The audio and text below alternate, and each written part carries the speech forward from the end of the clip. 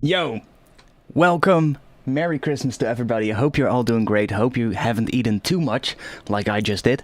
I'm fucking stuffed, but I'm just gonna stream, and I hope you're all doing great. And before we get any questions about this in the chat, yes, I've got Vital. No more questions in the chat. Did you check Vital out yet? Here it is. Yeah, welcome everybody. I'm doing pretty great, actually. Like I said, I had a good family dinner just now. You know, just a small family dinner, of course, because we are still on lockdown, so we're not allowed to have, like, gatherings and stuff like that. But, I mean, with my family, just my mom and dad and my sister, you know, that's alright. Anyways, welcome. And I thought let's just squeeze a stream in today, even though it's a little bit later than usual. I might continue till, I don't know, maybe 2 AM or something like that. It's let's see, it's about 11 PM right now for me.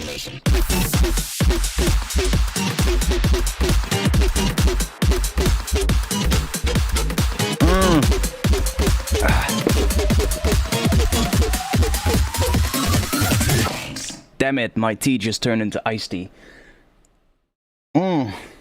Gabor, welcome. Thanks for the 1,000 Hungarian forints, like usual. Thanks a lot for that. Pair character lying on the side, raising his arm, saying, "How's it going?" Well, I'm doing pretty great. How are you? So, I've been battling with my webcam, as you guys know. Last week my webcam didn't work. I tried fixing it, and it didn't want to work initially. So I went to the Logitech website, and for some reason I couldn't find the right webcam on their website. I have a little bit of an older Logitech webcam, but it is a C920. So I downloaded the drivers. I downloaded the drivers for the newer C920, and I checked it out. It didn't want to work. So then I downloaded Logitech Capture, which is an other type of software, and also didn't work. It would allow me to capture my screen, but it would not show me any webcams. But the strange thing was, if I looked inside of Streamlabs, inside of OBS, Streamlabs OBS, I could actually see that it did detect my webcam. It was listed there in the list of webcams. So I was like, what? I just didn't get it. But eventually, I fixed it. I'll turn my webcam on in a bit, one moment. But it's working again. So I was already browsing the internet, looking for webcams and seeing what I was gonna buy. But apparently webcams are really highly sought after right now, which I can understand due to all the people working from home, doing Zoom meetings and all of that. And they're pretty hard to get at the moment. So I kind of didn't want to get a new webcam, but luckily I fixed it, so should be good. I'm just finishing something here, and then we'll switch over to the webcam. You guys know what I mean. Yeah, Vital. I've been getting so many requests of people, yo, could you do a video about Vital? Could you check out Vital? And last week's stream, I think about, I don't know, 10% of all the messages in the chat were, yo, did you check out Vital? Or something along those lines. So, I figured, let's just check it out, you know? Let's just get it. I played around a little bit with it. I had a little bit of an initial first 30 minutes that weren't the best, to be quite honest. The first 30 minutes, when I checked it out, I was just looking around the whole thing, and I was actually just... one good example, I was looking at the filter and I was like, yeah, okay, but where's the cutoff? Where's the resonance? And I was like, huh? It doesn't make sense. And then I was, eventually I thought, there it is. So it's the slider, and I was like, okay, and the resonance is there. So those are kind of just a few little things that I was like, where is it? Same with the FM. I was like, I had two oscillators and I was like, where's the FM? And I was looking at it, and I was just, I don't see it. And then eventually I found out that it's right here, in this drop-down. So then I think I did this. FM from oscillator 2, and I brought this one down, and then it didn't do any FM, and it was a bit of a weird one to get into, but if you get it, it's actually pretty good. I mean, it's a pretty good synth actually. There are some pretty interesting options, and especially considering it's completely free, that's a no-brainer. I mean, that's really good. I found a couple of things in here that I really like. These things right here are absolutely great. Like, these options right here are pretty fun to play around with. You can kind of see in the waveform what it does. It's kind of like the warping modes in Serum, actually.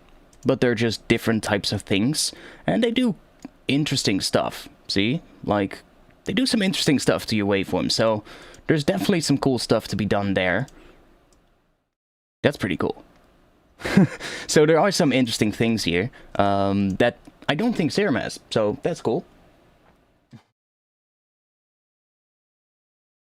No, I didn't check out Vital. No, this is totally not Vital. You're looking at Serum right now. This is my new Serum skin. Don't you see it? I mean...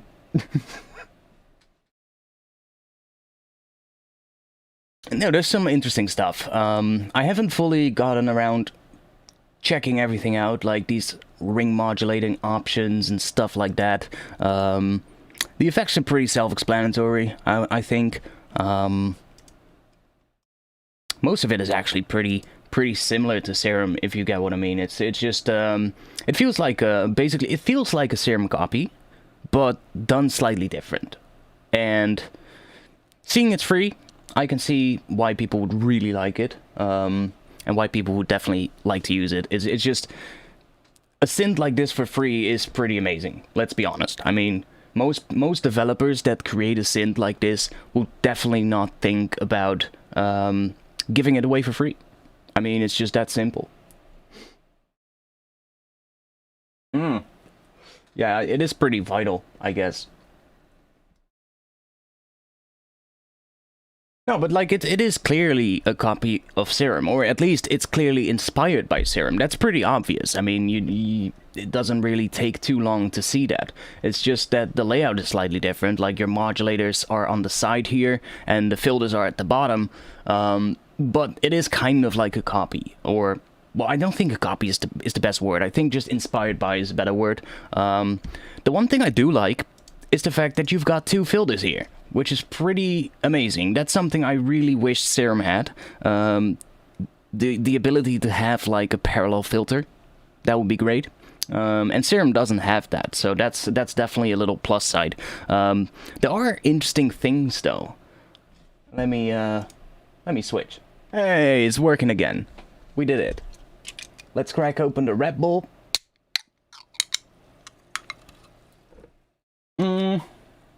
Yeah, the window macro, yeah. Inspired what you not entirely sure what you mean with that, but there are a couple of things that I thought initially were a little weird. Like I had the filters, and I was looking through the filters initially, and I was like, if you're like me, if I get a new synthesizer, I don't watch any tutorials. At least not right away. First thing I do, I open the thing up, and I have like an hour or 30 minutes to an hour just playing around. Don't really look at any tutorials first, because I don't want to be influenced by other people when I first check out a product. And that is mainly because I do YouTube videos, and sometimes I do tutorials about videos, and especially with live streams as well. I want to be able to give my own sort of like... how do you say that? Fuck. I might have drank too much alcohol tonight. I want to give my own... fuck, I forgot the English word. Well... I want to say for myself what I think of this thing, and not be like influenced by what other people think of it. So one thing that I kind of was looking through, I was like, I mean, these are great, but where's the low pass and high pass and stuff like that, and where's the band pass? And I was like, huh? Okay, that's a band pass, and I'm like, okay, it switches to a band pass, but I'm like, how do I switch it to a high pass? And I was like, huh? Why does it go to a band pass if I click on a notch? You know, stuff like that. And I was just like, why if I click on notch blend, it turns into a low pass? And it didn't make sense initially.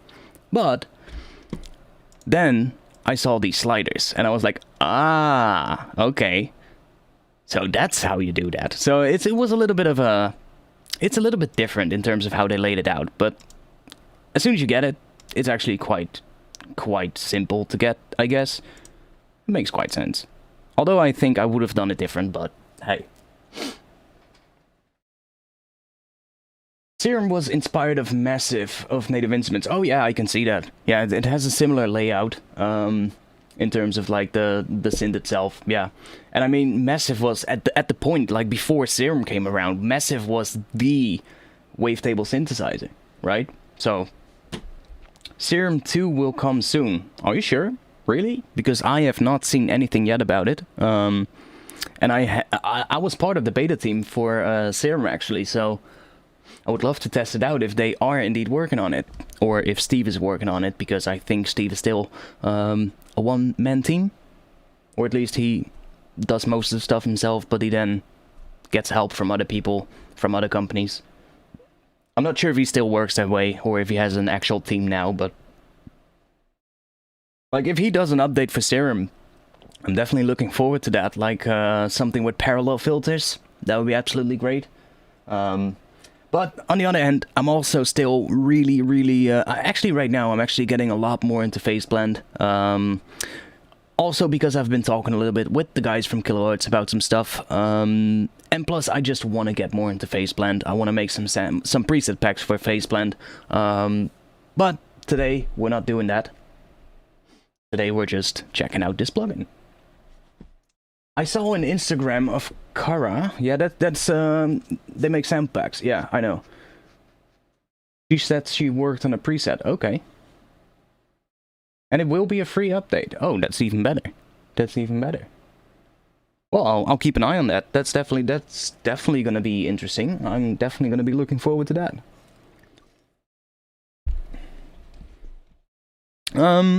So yeah.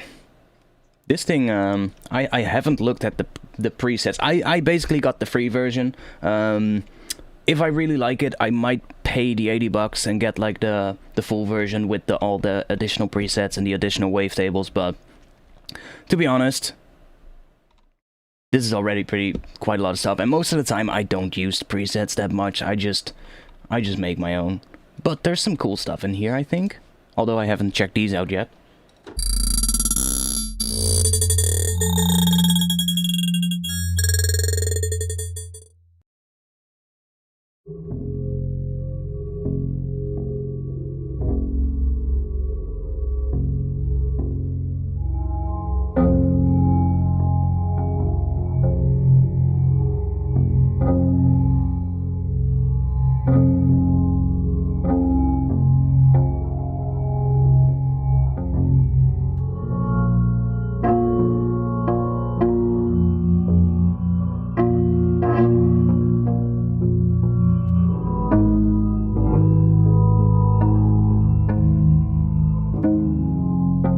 Yeah, like I said, that's the same thing that I thought as well. Like, if I mostly will make my own wavetables, so. But from just going through some of the presets, it actually does sound pretty nice.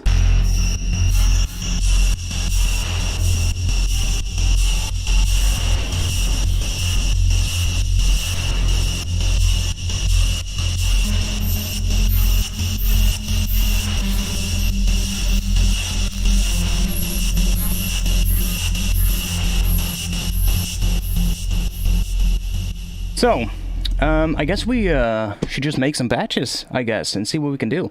I also been going through some documentaries and stuff, so I have a folder now, and I found some vocal samples in there, or I sampled some vocal samples, and I found one in particular that I really want to build a track around.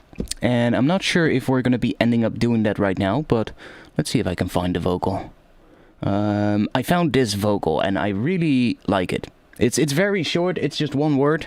Nanobots. Nanobots. And I think that would be a great vocal in front of a drop. It needs some processing, needs some, we need to make it dirty. And, but it could be a good vocal for a drop, and I'm thinking like a really technical, rhythmic kind of drop or something like that.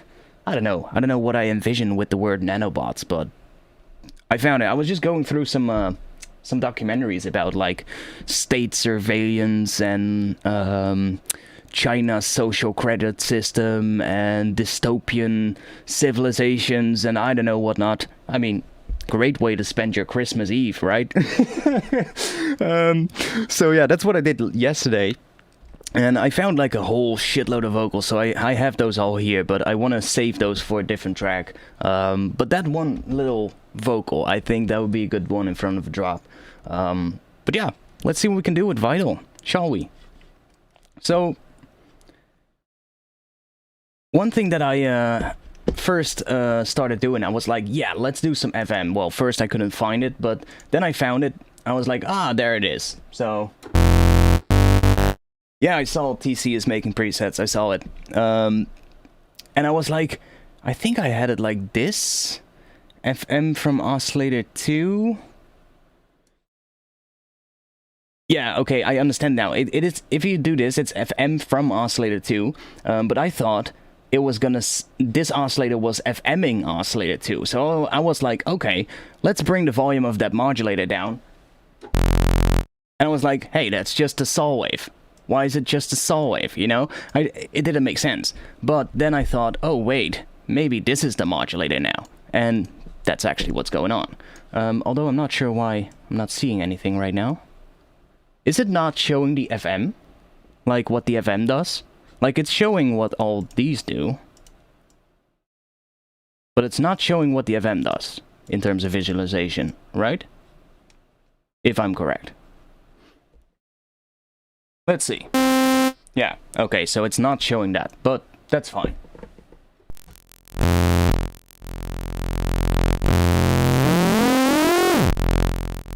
I do like the whole visualization thing in this plugin, like the oscilloscope right here at the top, same for right here, the analysis section, that's really handy.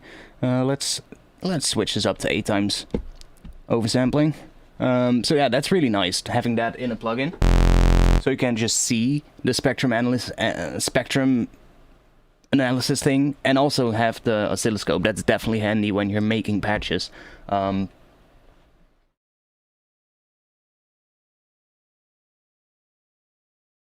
One thing that is cool is you can set the transpose of the oscillators to be scale locked. Yeah, I saw that. That's indeed a really nice feature. I think they took that from Pigments, right? Like, I haven't used Pigments from Arturia, but I did see a couple of videos about it, and I think that is where they took that from. But it's a really cool feature, yeah. You're able to basically set up a scale, and you can have the notes snap to a particular scale. So you could, for instance, use the LFO to create an arpeggiator, and it will snap to the pitches that you select here. So you can see right here, this would be C, C sharp, D, D sharp, E, F, F sharp, and so on. And you can basically snap them to those pitches. So that's kind of cool. And then you've got the global snap and non-global snap. I think the difference is, if I, for instance, do a scale like that, and global snap is off, then it will do it for every single note, I think. It will just transpose this pattern up to whatever note I play. And if I do global snap, then it's actually going to snap to these notes, regardless of what note I play. That's what I think it does, but I haven't played around with this, to be honest, yet. I just had some fun just doing a couple of patches and seeing what I can do with it. For me, it will be hard if I switch to Serum. If I switch from Serum to Vital, I'm still learning sound design. Yeah, when you're still getting into sound design, I don't think you should get like a whole lot of different synthesizers. I would just get one or two that you really like, or that a lot of people use. That's probably the best advice I can give you. Like, if it's your first synth or you're just getting into it, get a synthesizer that has a lot of tutorials for it on YouTube. So Serum is a great one for that, because there's like millions of Serum tutorials at this point probably. So there's just a lot of information for it, and you can really easily kind of get the hang of it. And Vital is very new, so there are videos about it at this point. There's actually a lot of videos about it being made right now, but the total amount of tutorials available for this plugin is of course way smaller than what you have for Serum, and that's also because Serum is just one of the most used plugins at this point.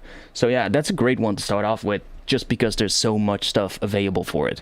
And that's an advice I always give to people that are starting out. Like, don't get overwhelmed by all the different plugins and options, and you don't need everything too. It's like, sometimes less is more. And actually, I have so much stuff that a lot of times I hardly use like 80% of it. Like 80% is probably never gonna get any use unless I somehow stumble upon it and I'm like, what does this sound like on this sound? But most of the time I will go for like a specific couple of plugins that I use a lot, like Serum, Faceplant, I guess Vital might be one if I end up really liking it, but for now it's like Faceplant, Serum, and I guess Omnisphere and Contact. Those are like the 4 instruments that I always grab, because I know them a lot, and I know them very well, and that's the most important thing. It's just like, it's not necessarily about the plugin, but how well you know it. And if you know a plugin well, you can make really good sounds with it. It's not like you need Serum to make good sounds. It's just, you need knowledge. That's what you need. But yeah, let's see. So let's just set up a pattern, I guess. What should we make first? Bass sound? Or some kind of a... Let's make some kind of a sequence sound or something. I don't know what we're gonna make. Let's see. How long is this? 2 bars. Let's do 4. Let's just make a little pattern real quick. I'm just gonna stick with a saw wave for now, so that I can create a little pattern. Let's see. Yeah, okay. Let's do this. Yeah, the D&B Academy is actually a pretty good channel. Yeah, I agree. Rapid is an interesting synth. I've used it in the past. They sent me a copy when they first released it, and I had the capability to check it out before release, and it's actually a really interesting plugin. It's just that, I don't know, it didn't really create the hype that it should have gotten, because it's actually a really powerful tool. It's almost like a DAW inside of a plugin, if you get what I mean. It's just, there's so many options within it, in terms of like layering, but I just never ended up using it. I don't know why. It's just, Rapid is just, it's a great synth, but it didn't really bring anything to the table that I could not do with other plugins. Like, yes, the layering is cool, and you have a lot of different layers that you can use. I actually might still have Rapid as well. Damn, fireworks outside. What was the company? I forgot which company it was.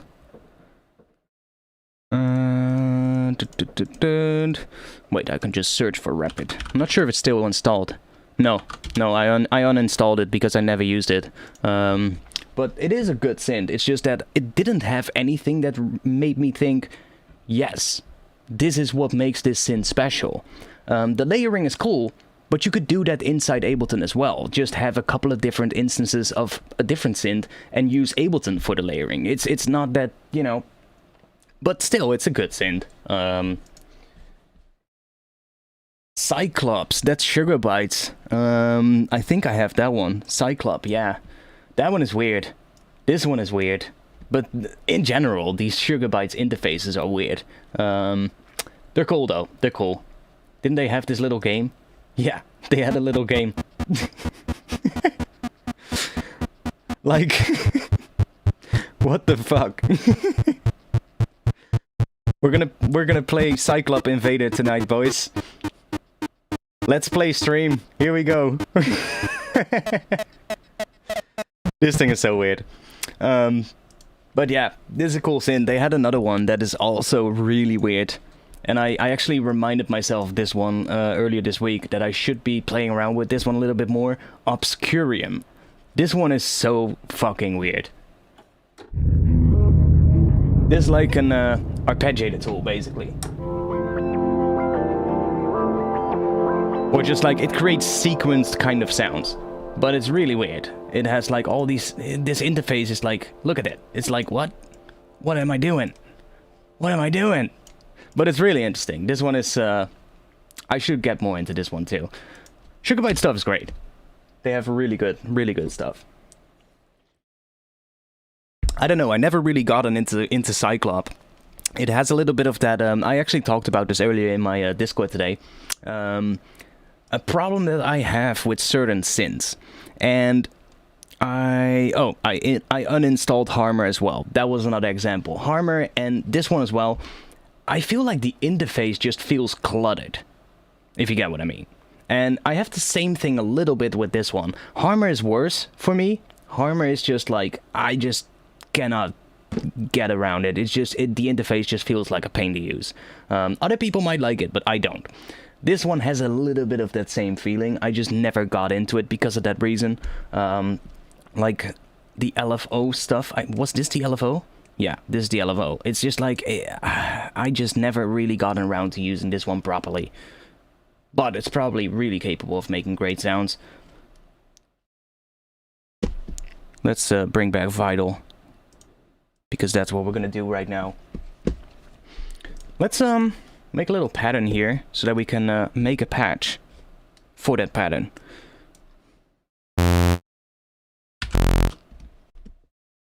Yeah, it is a little bit futuristic in terms of the look, but it's just like, I have that issue with certain plugins where they just cram a lot of different features into the main interface panel.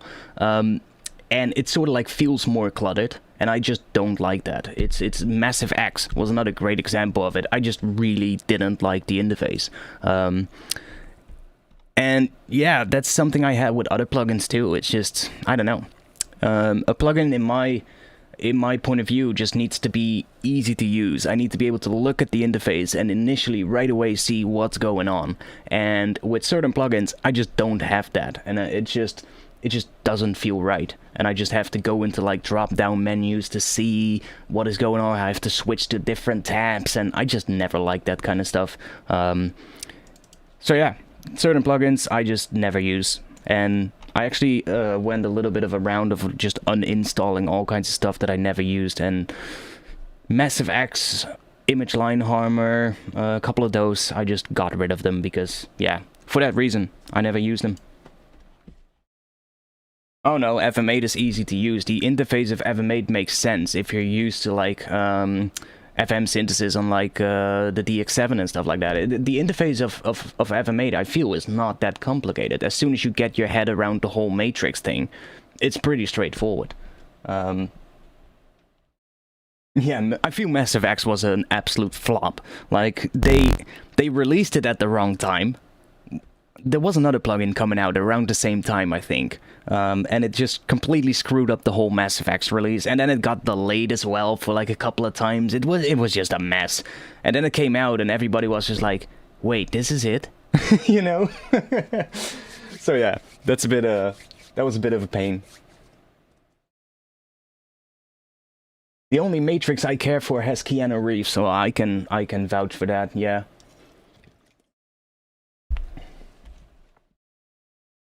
I never really used Helm a lot. It's the same creator as Vital, right?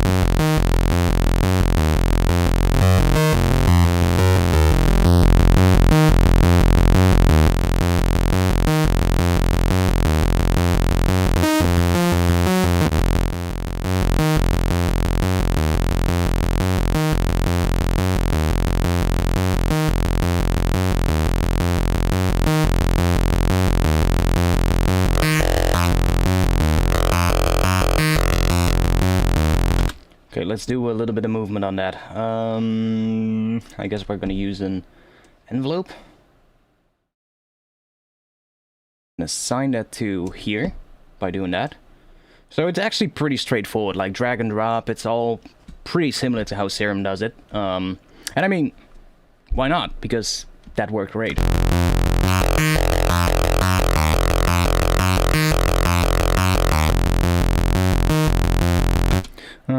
This is the transpose, yeah, okay.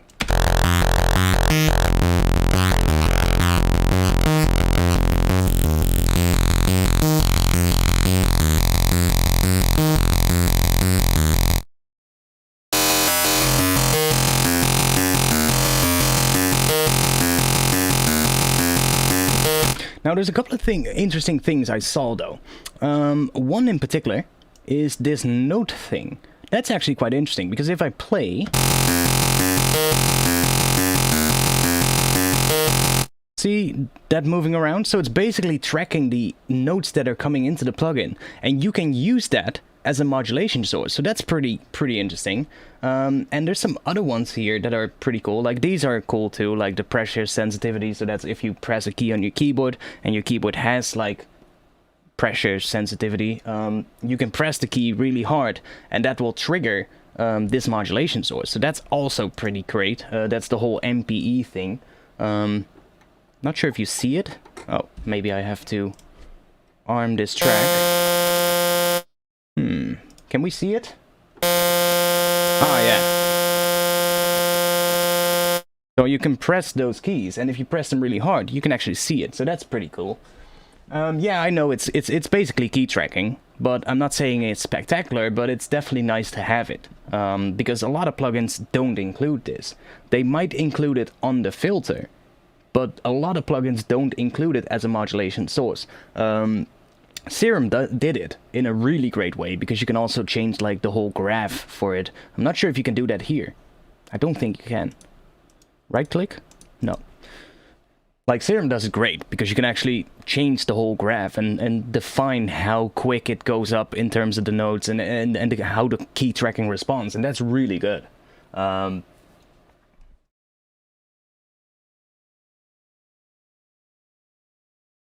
The old Massive also did it. Ooh, I have to think. I haven't used Massive in a really long time. I still have it though. Let's open it up. Let's see. Massive is really nice for what it was back then. Oh yeah, it did have key tracking. Yes. It did have key tracking. But a lot of synths just don't include it. I think these days more and more synths do it though. But like back in the day when I got into music production, like almost no synths had it. Like Massive was one, but Serum didn't even was out back then. So what was another great synth that people used? Silent One. I don't think that one has it. It might have it. Oh yeah, no, I don't want to do that now. It might have it here actually. Oh yeah, it does have it. So there are plugins which do, but I can't recall out of the top of my head which ones don't, but... Reason is... Thor is a good synth. Yeah, I've used Reason for a while. Not anymore though, but I did use it for a while, and yeah, Thor was one of the better ones. I did like Maelstrom as well though. Maelstrom was really interesting. But Thor was a great synth.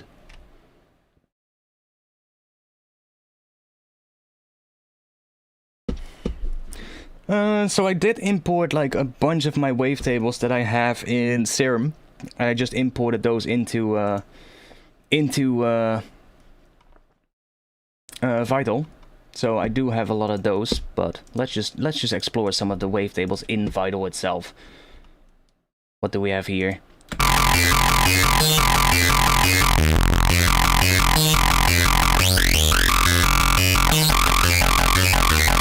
Now the thing is, like I'm using this for FM, but these things right here are really interesting. Like you can use these and completely change what this sounds like.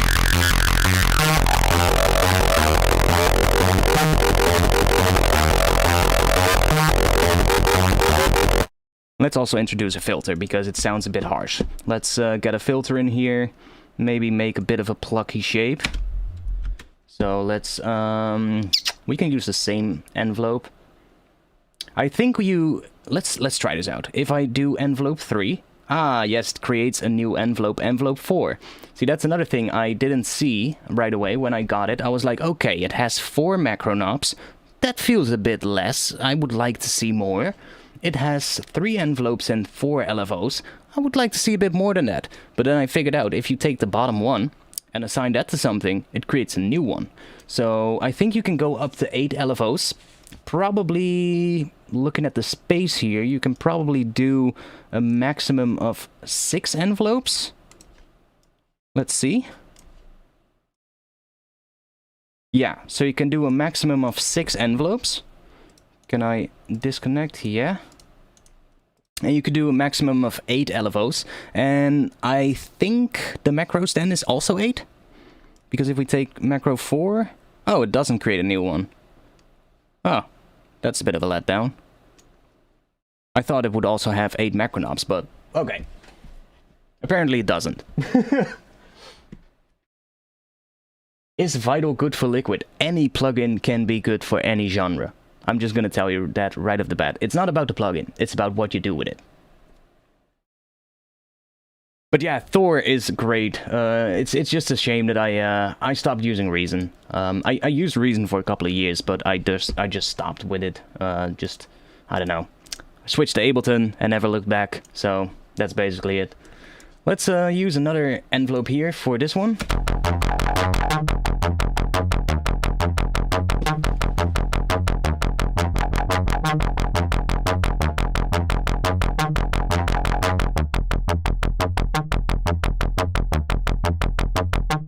Okay.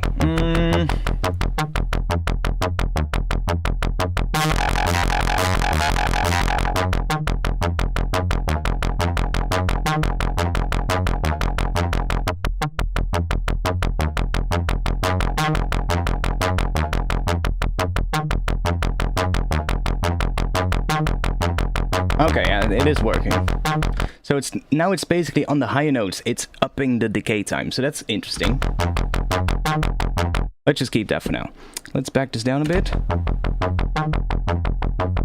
Let's play around with these filters. Let's see what they sound like.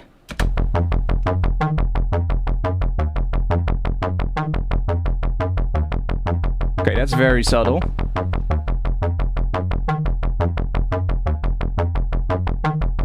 That's a very subtle drive. Let's see on the other modes. We have a dirty filter mode as well. I bet the drive does more on that mode. It does. Yeah, it definitely does. So on the what is it? Analog filter mode, the drive is very subtle. It's more like a very subtle saturation. Like, it does do something, but it's really subtle. And on the dirty mode, it definitely has a lot more beef. I definitely like that.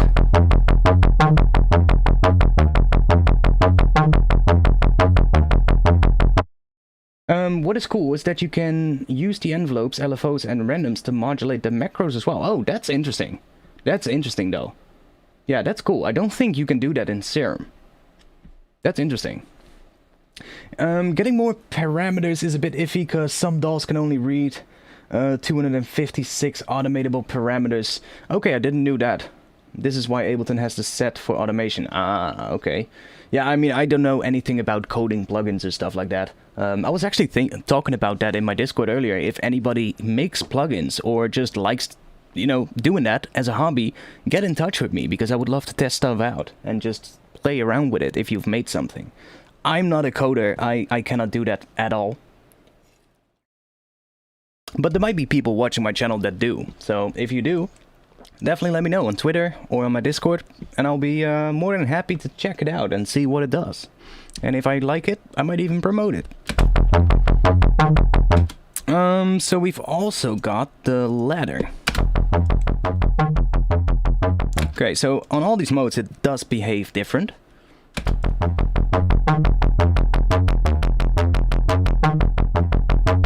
Let's just do the saw wave for now.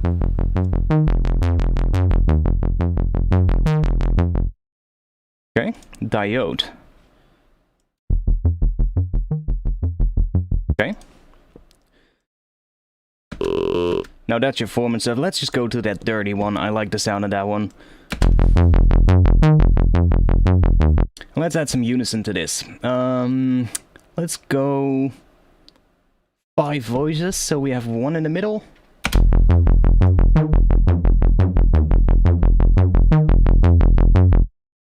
So on Serum, I also use the key tracking a lot. I'm a big fan of using the key tracking to change patches. And one thing one example I could give is, let's say you've got Unison, and what I do a lot of times is have the Unison low on like lower notes. For instance, like now it's set to 26%.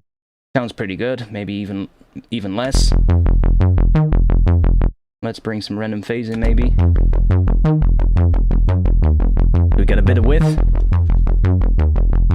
But what I then like to do, for instance, is use key tracking to make the Unison detuning wider or bigger on higher notes. So the only thing I feel like is I would like some control over this in terms of like, well, same to what I was saying earlier, how Serum does it with the whole graph. You can actually specify where like the lowest point is and the highest point and how quick it goes up in relation to the notes.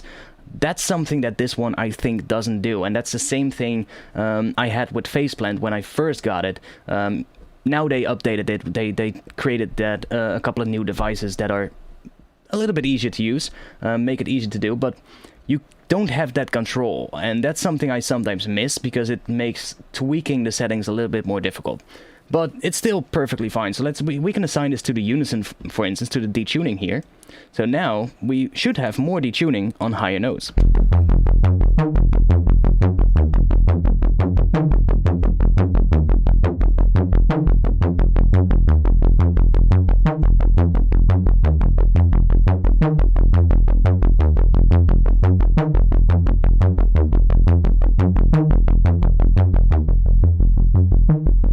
Let's do some key tracking on this one as well.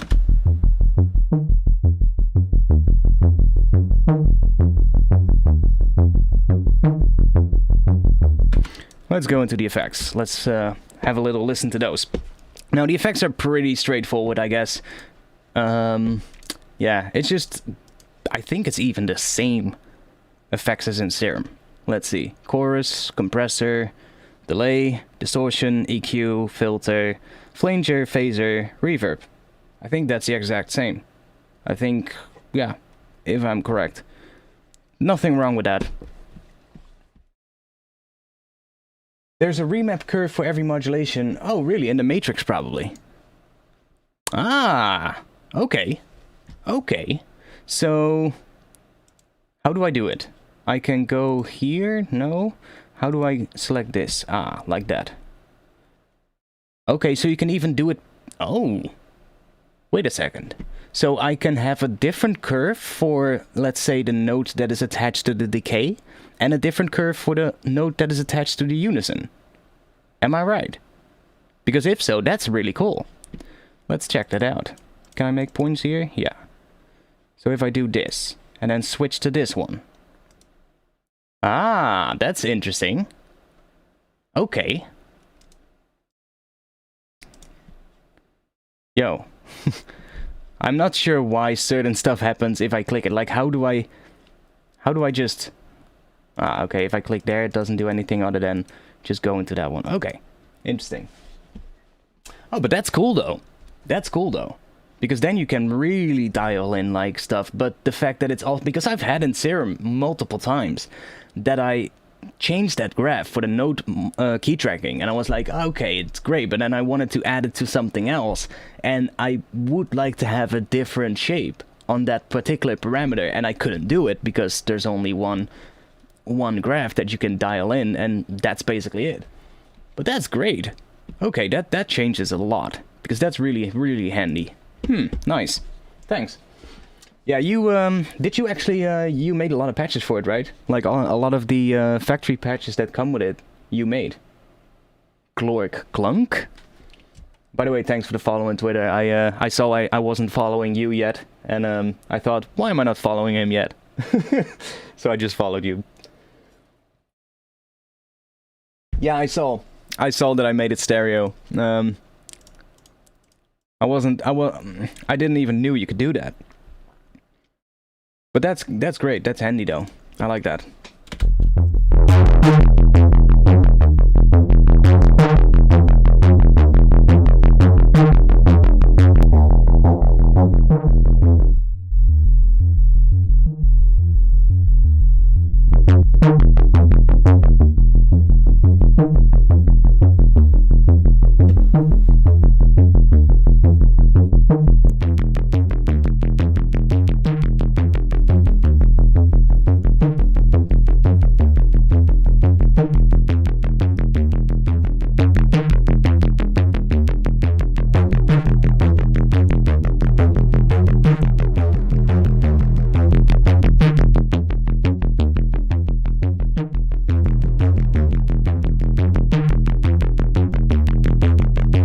Makes sense.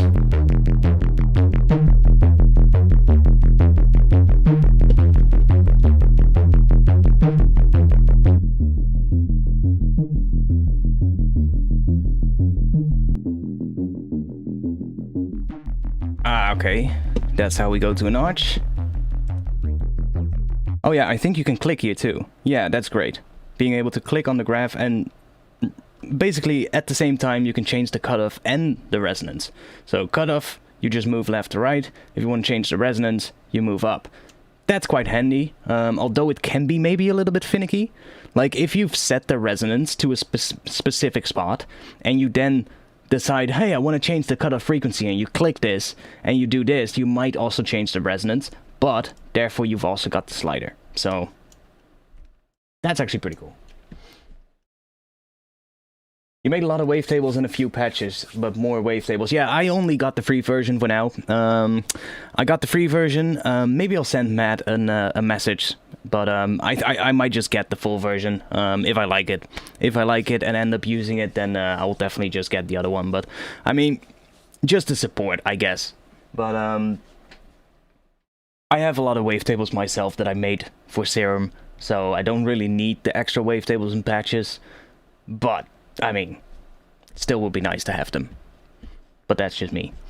Oh yeah, another cool feature that I think a lot of synths should have is the where is it? Where is that feature? Here, right? Under tempo. Yeah, the key tracked LFOs. That's pretty dope. I haven't really played around a lot with it, but if you're familiar with how I sometimes make sort of like fake respaces in Serum, where you use an LFO that's set to be free running, so it's not set to tempo synced, but it's set to Hertz mode, and then you use the key tracking to change the speed of the LFO to kind of create like a fake res effect, as if you've put a sample into a sampler, and when you play a higher note it speeds up the sample, right? That's what a classic res would do.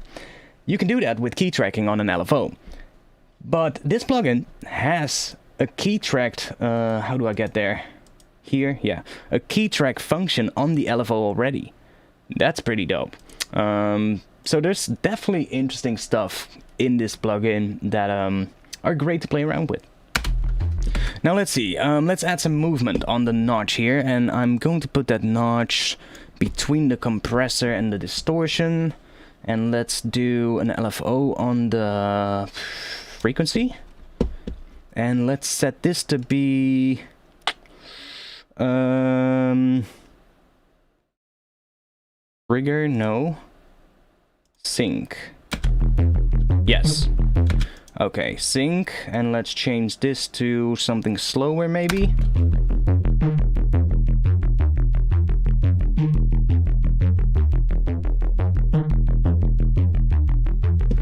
Okay, I want more high end.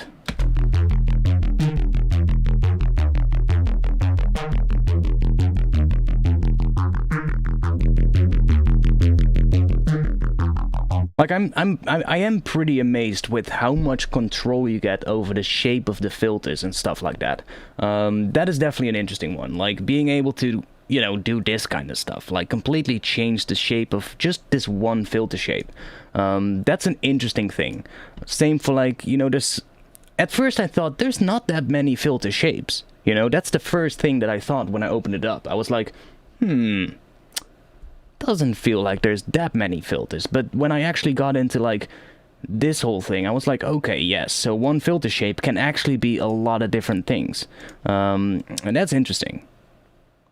So these are kind of, it's basically a morph filter at that point. You can morph from a low pass into a notch into a high pass. So that's basically your sort of like the morph filter thing that Ableton's autofilter has. But instead of only having one specific morph filter, like the Ableton one has only one shape. It's basically a morph filter, but you can morph from that low pass into a notch into a high pass.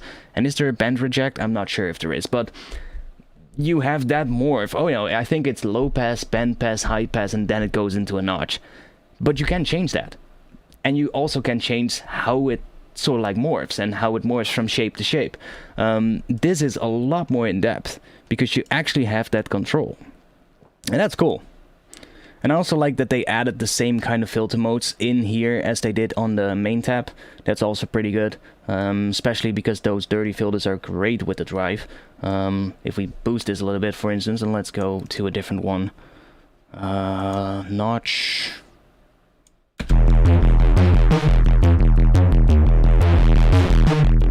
Gets dirty pretty fast. That's one thing that's for sure.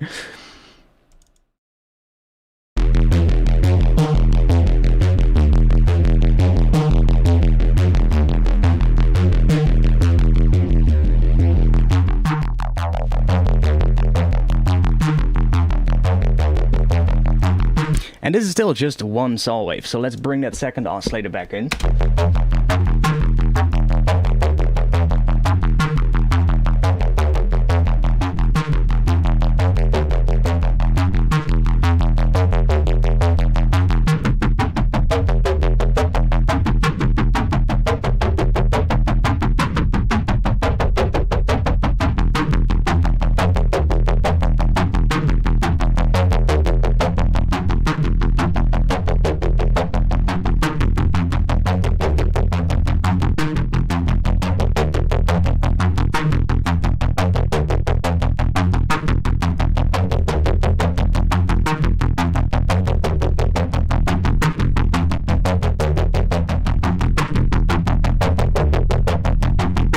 All kinds of weird stuff in here.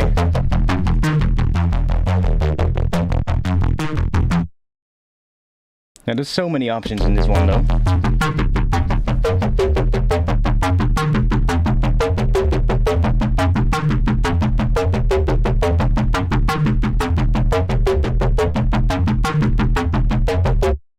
You have a good amount of control. Yeah, I do like that. That's a really, really good thing about this plugin. I like it when plugins give you a lot of control about things. Like being able to actually dial in certain things, and even though you might not even be sure like what it's gonna do and what it's gonna sound like, it's still... It just gives you a lot more options. And that's... If you're doing sound design, that's a really, really nice thing to have. Let's go in here. Let's, I don't even know what all of these are. I just imported whatever ones I could find on my hard drives. Let's check these out. What do we have here? Or should I just stick to the factory ones for now? Oh, let's go to those ones. Let's check these out. I feel like this patch is just going to sound the same because of how it's set up. Let's listen to this oscillator running through the filter. So it's going to filter 2. Let's send it to filter 1. Let's bring the level up.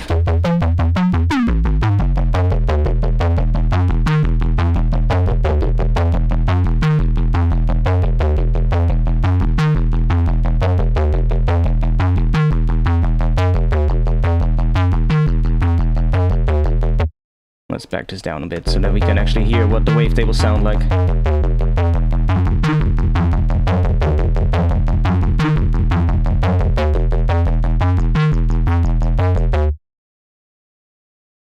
Why the heck is my dog barking?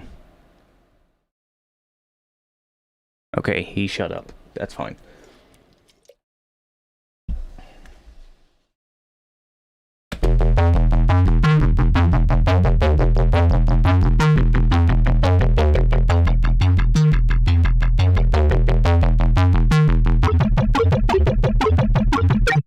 one is interesting.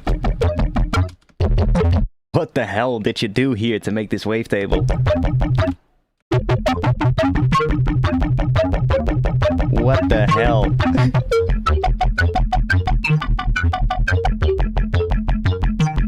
That's a weird wavetable, mate.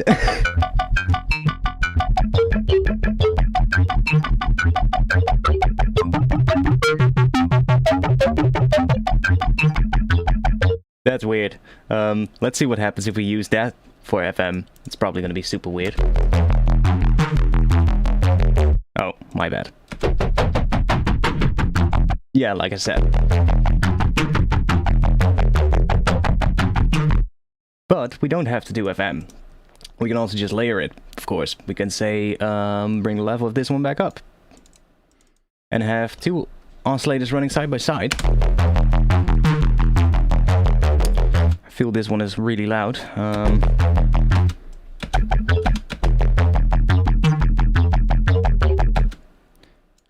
Yeah, I really have to get used to this thing first.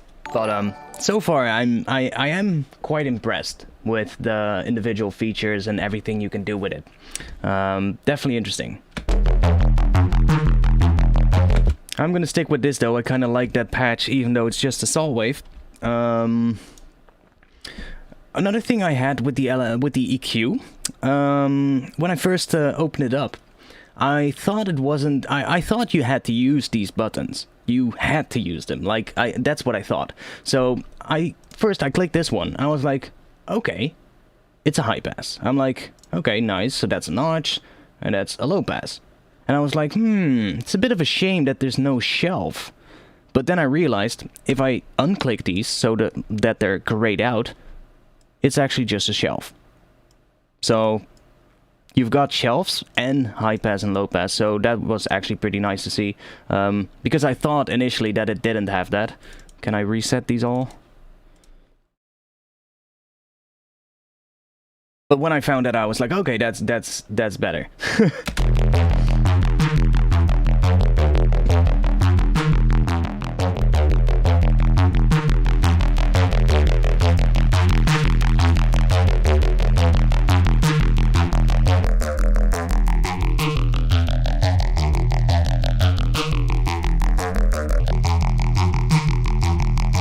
Great that it has the freeze option, because I'm a big fan of freezing phasers. I use that in Serum so often, just freezing the phaser completely, so that you're basically able to use it as sort of like a tool to kind of change the tone of a sound.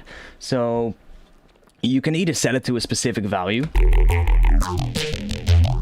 that just sounds good with the sound that you're working on, or you can just use it for a little bit of like adding your own modulation to it, maybe with the envelope here.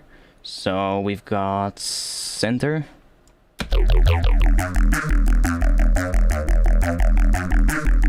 And then maybe use the same LFO as well on this, just a little bit.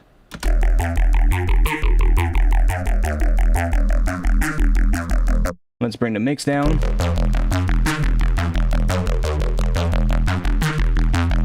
Just change the tone a little bit, and always play around with the order of these as well. See what it sounds like. The offset. That will create stereo width. Basically the same as the phase knob in Serum on the phaser.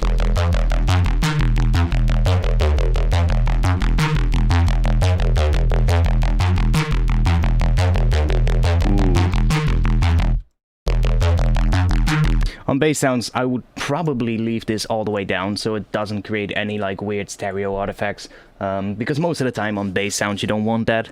Oh yeah, we hadn't checked out the reverb. Let's see that one. Because one thing I don't like about Serum is the reverb. I'm not a big fan of how the Serum reverb sounds. I always find it has a really metallic kind of sound. And I just don't like that. I always end up using Valhalla Room or something like that and put that on Serum instead. I don't know what it is. The Serum reverb just sounds metallic pretty much always. Like, no matter what I do with it, it always sounds metallic. And I'm not a fan of that. So let's see how this one sounds. First of all, this is great, being able to... Yeah, that's good. That's nice. So you can low cut, or I guess low shelf, the reverb signal. So you can only have it on the higher frequencies if you want. Oh, and there's also a low cut. Nice. So you've got both a low cut and you've got shelves. I'm not sure why it's showing me this in semitones though. Can I change that? Advanced? Display frequency units in hertz. Ah. So now... Ah, that's better. That's better. Now I can see where it is. Semitones doesn't make sense. if you're dealing with like stuff like a filter. I want to see the amount of hertz. That makes a lot more sense. Yeah, I just never gotten around to liking the Serum reverb. It just feels like a metallic mess every time I use it. And it gets even worse if you put the multiband compression, the multiband compressor after it. Like if you do that, it gets even worse. It's like absolutely, it's like, I don't know, harsh metallic madness in your face. I don't like it. It's just no. Whereas I feel if I take, for instance, Valhalla Room, you've got a lot more control. And I know in Serum you can kind of roll off the high end, but it still has that metallic kind of sound.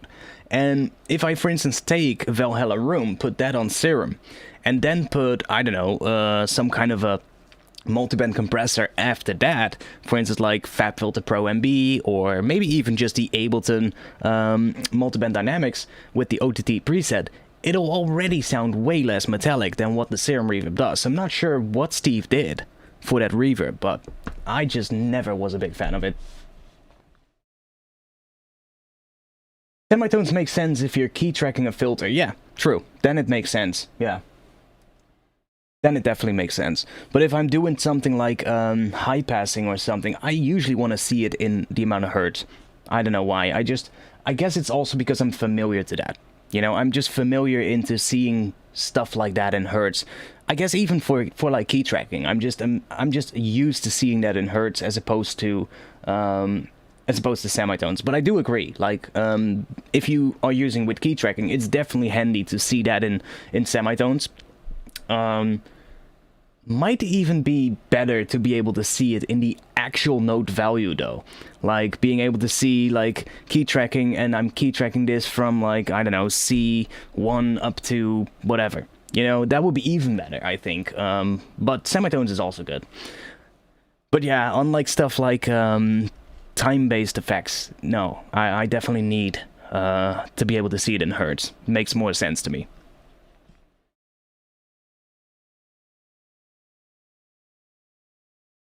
Oh yeah, that's a good use though. Yeah, that's a good use.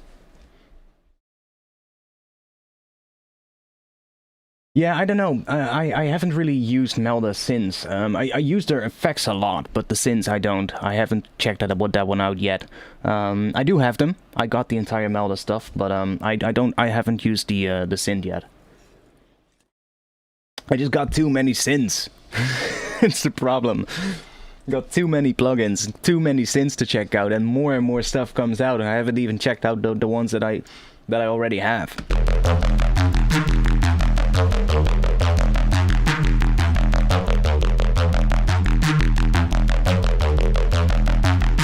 Let's bring the mix up.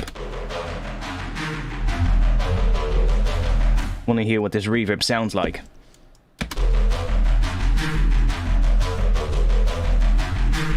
Okay, so that's the shortest.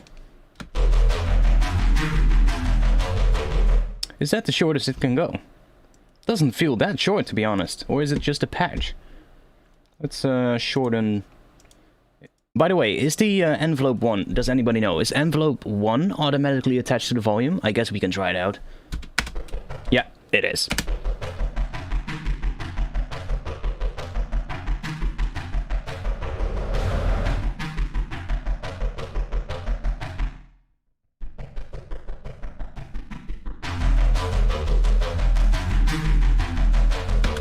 Okay, it is pretty short.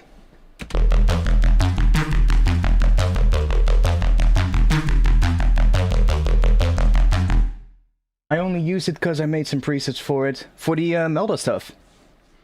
Does make some unique sounds, but it's a pain to use. Every day a new VST come, yeah, true. Today I saw another one. What was it? A Granular Reverb plugin? I forgot which company. Was it Audio Thing? I don't know. There was a company, I think it was today or yesterday, they released a Granular Reverb, and I think it's free as well. Might have to get that because I love Granular stuff.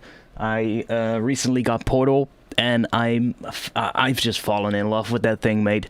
It's absolutely amazing for resampling and just making sounds. I'm 100% sure that the next sample pack I'm going to be working on, I'm going to be utilizing Portal a lot for making like the atmosphere sounds and like pad layers and stuff like that. It's so good for that.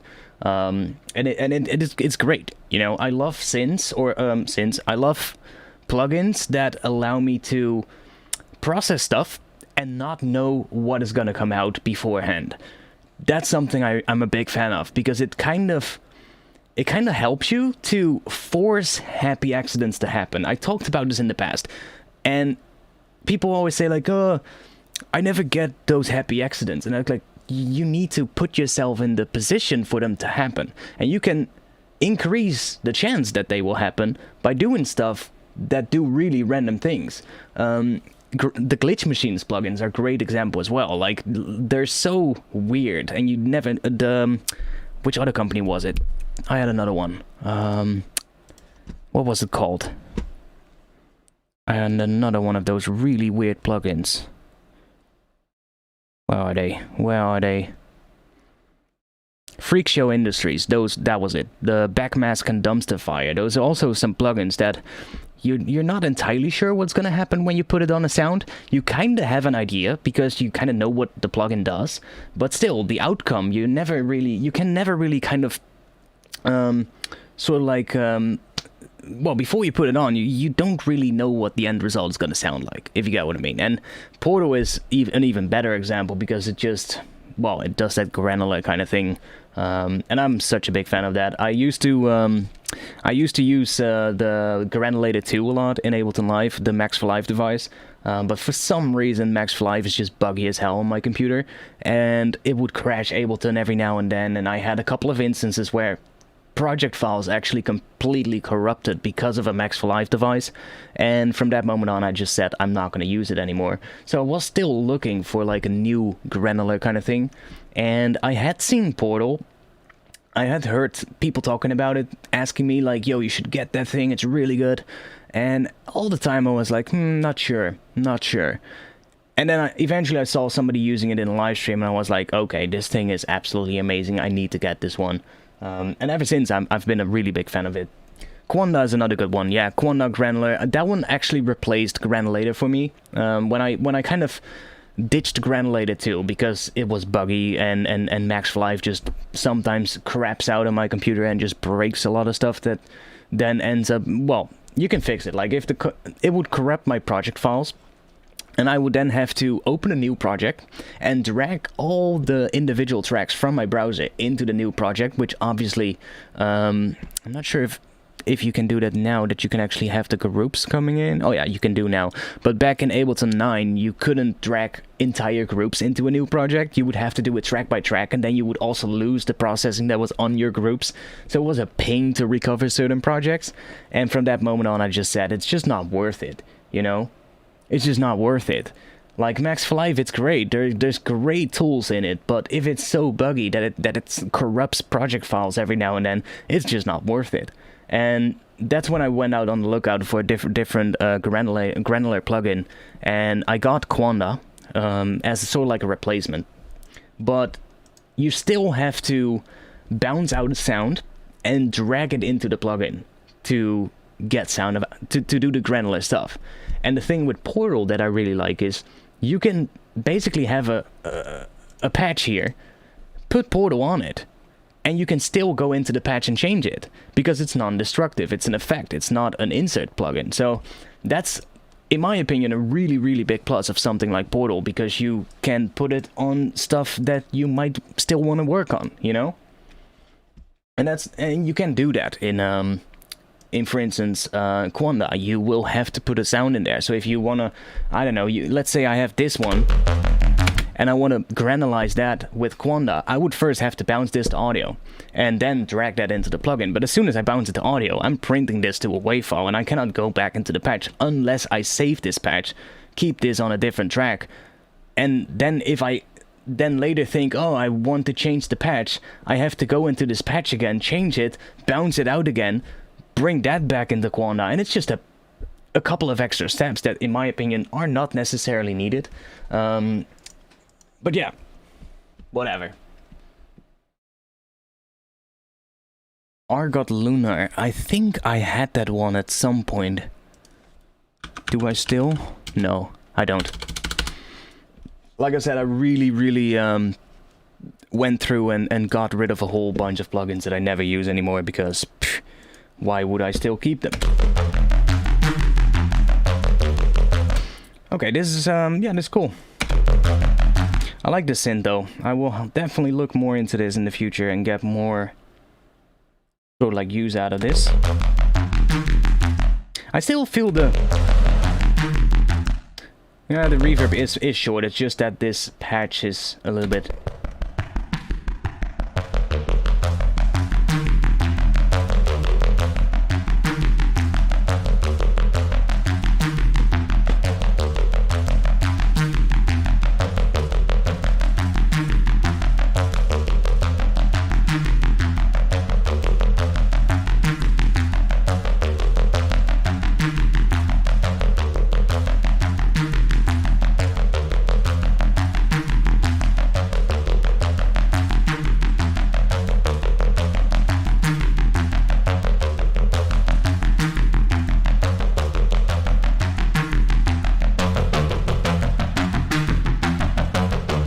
So you can also send this to filter 2.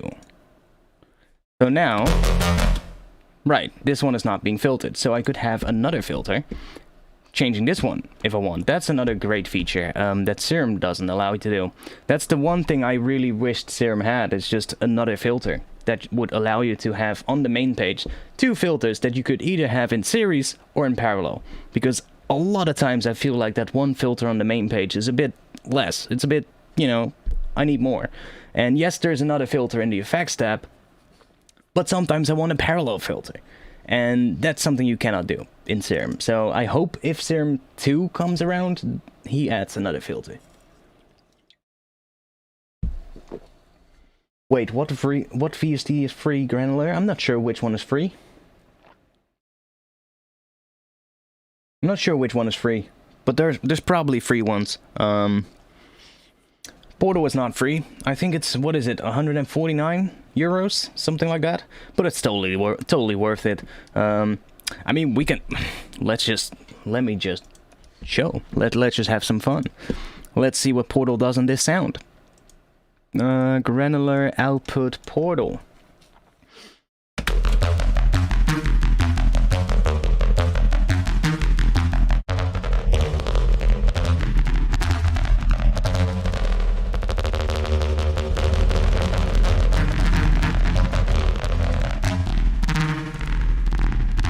I'm so in love with this thing, it's so good. The pitch ones are really interesting. They can get really crazy.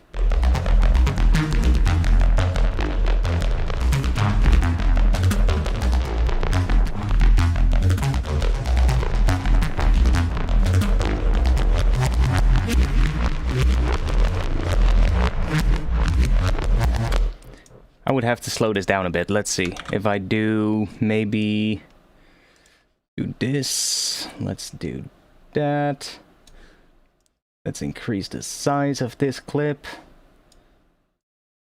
that we have a little bit more space between the notes.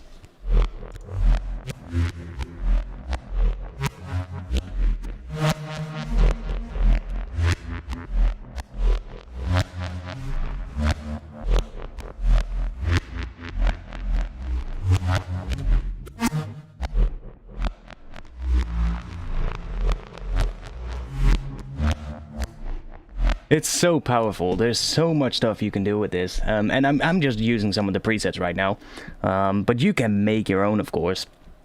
But just the presets alone are just so good for resampling.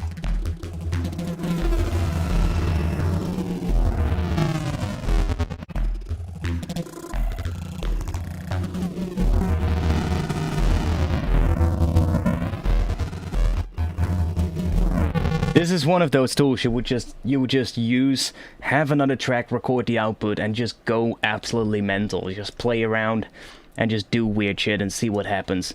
Like Alien Soul Shifter, what's that gonna do?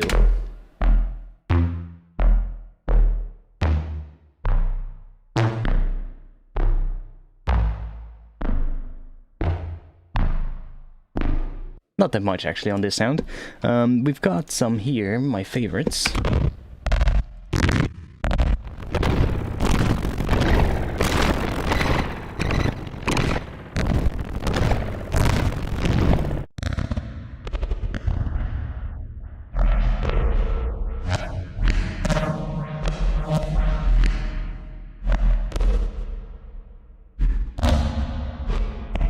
Oh yeah, so it was audio thing. And it's called Things. Yeah, it's a Granular Reverb. And it should be free, I think. I think the last thing I saw that it was free. I saw somebody talking about it in my Discord. I haven't checked it out yet. But if it is free, I'll definitely get it. If it's not free, I'll probably get it too, but...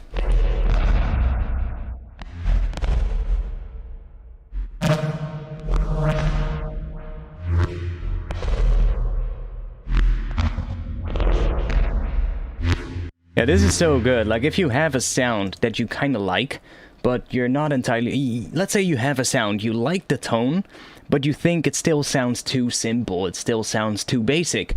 Portal is a great way to make something sound more interesting. It might change the pattern and the rhythm of it as well, but that might actually end up being way better what you initially made.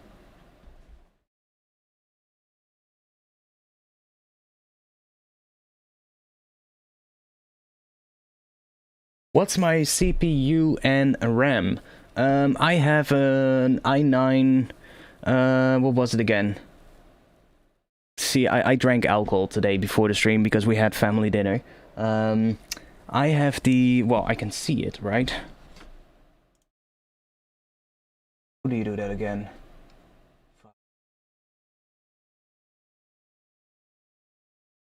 What was it called? I have an i7... I really can't remember, holy shit. That's a nice one. What was it called? The 7820X. That was it. The i7 7820X. That's my CPU. And the RAM that I use is the G-Skill Trident Z. DDR4, if I'm correct. 3000 megahertz, and I have 64 gigabyte of RAM, so that's basically plenty. Oh, I might look normal, yeah, but I did drink quite a bit of booze before I started the stream. I mean, it's Christmas, right? So I couldn't withstand since I got, you know, well, basically somebody offered me like, yo, do you want some Jameson whiskey? I'm not gonna decline that. That's a good whiskey. I love it. So yes, let's drink some.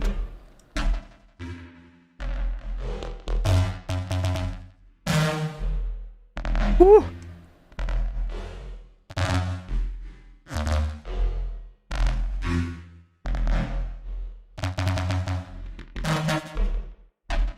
Like, some of those higher parts are really cool what Portal does to that. What about the random and stereo thing in Vital? I haven't really checked out the randomizers yet. Well, I've seen them. They're pretty you've got quite a bit of control over it. I didn't use the stereo thing. Do you mean this one? I mean, that's pretty self-explanatory, I think. Like, I guess it just takes the stereo width as a modulation source. Is that right? Because if it does, that's interesting, though. Like, it's definitely interesting if that is the case. Not sure if that is what it's doing. Maybe Glork can elaborate on that. Like, if I'm thinking about it, it would make sense, but I'm not sure if that's what it is. I do see a little indicator here, but it's all the way up to the top. It offsets whatever parameter on the left and right. Okay, so if you assign this to something, then it will. So let's say I assign this to the filter cutoff, then it changes the cutoff for the left and right channel. So it basically makes them different. That's interesting. That's interesting. That's always nice to have. If you're making like pads or something like that, and you want to have something that has a lot of width, then it's definitely handy to have stuff like that. On bass sounds, I don't think I would use it that much, because on bass sounds you really have to be careful with stereo stuff. Can be nice in the mid-range maybe, but on like the sub you definitely don't want to do that. I mean, I'm not saying you can't. Sometimes it might work, but most often you probably don't want to do it. But it's definitely cool for like if let's say if you're making pads and you want to have like a really wide pad, I can see some use for that. Yeah, definitely. In the LFO random mods. Yeah, do you mean these ones? Like there's a stereo function here too. I guess that just makes the randomizer different for the left and right channel, I guess. Like normally this would just be one randomizer, and if I attach it to something, it's gonna be randomizing that knob for the left and right channel exactly the same. And my guess is that if I turn on stereo and then assign it to something, it's gonna do randomization but for the left and right channel independently from each other. Right? That's probably what it does. And that is, yeah, handy, but I don't really use randomizers a lot. Like I said, maybe if I'm making an atmosphere or pads or something like that, I might use randomizers. In that kind of sense, it would be, I guess, good. But most of the time, if I'm making bass sounds, for instance, I want to have control. I want to know exactly what the sound is doing, and I want to be able to dial it in. And most of the time, I also want it to be exactly the same every time I trigger a note. And a randomizer would not really help in that. But yeah, like, yeah, so far so good. So far, the plugin definitely is interesting. Now, I guess I just want to make a bit of a track today. Should we see if we can make something? Or should we open up a different project? I guess we could open up a project and see if we can make something in that project. Let's just save this one, even though it's not really that much. Let's see what I have. We had one last week that I started on. Last week was a bit of a tough one. Last week was a bit of a tough stream. Didn't really get that much done, but I think eventually we did have something. So let's open it up and see what it sounds like. I don't think I want to start from scratch today. It feels a bit too daunting, and we don't have that much time in this stream. Stream is going to be a little bit shorter than normal streams. I might do another stream tomorrow, by the way. Because tonight's stream was a little bit shorter, I might do another one tomorrow. But I don't want to start from scratch. So let's see what we have here. It's free till the 31st. Okay, I will have to grab it after the stream then. Always looking forward for like granular stuff, so... In some of the spectral oscillator effects, it won't move phase, as you can sort of get something that sums perfectly to mono. That's great. Like that's a thing. Like with synths, like if you get a lot of control over like the mono capability, that's a big plus in my opinion. Because most of the time, if I'm using a synth that doesn't allow you to do that, as soon as I'm done with making the sound, it's about time to just fix things, right? Fix stereo issues. That's basically something you always have to do if the synth doesn't allow you to get that deep into it. Serum allows you to do it really well. Same for phase blend. It allows you to... basically, you have a lot of control over what the width is doing. But some plugins you don't. You might have some Unison with detuning, but I've seen synthesizers that didn't have a stereo control on the Unison, and I was like, what? It allows me to add detuning, but it's fully wide. I don't want that. And sometimes it's just really a pain in the ass, right? And you need that control, especially if you're making a bass sound. If you're making a pad, maybe not. Or if you're making some atmosphere, the width is actually nice, but for some sounds you might want to have more mono, or you might want to have it more mono compatible. Also, this is free as well. Vocal limiter by WA. I'm not sure which company that is. I'm not sure if I will have use for that because I've got FabFilter Pro L and that's my go-to limiter. I use that for pretty much everything. I have a couple of other limiters, but most of the time FabFilter is just the one that I'll use. And no other one than that, to be quite honest. It does everything I need it to do, so I don't need another limiter. But like a granular reverb, that sounds really interesting to me. That's something that I don't have yet, or... I mean, in my opinion, you can never have too much granular effects.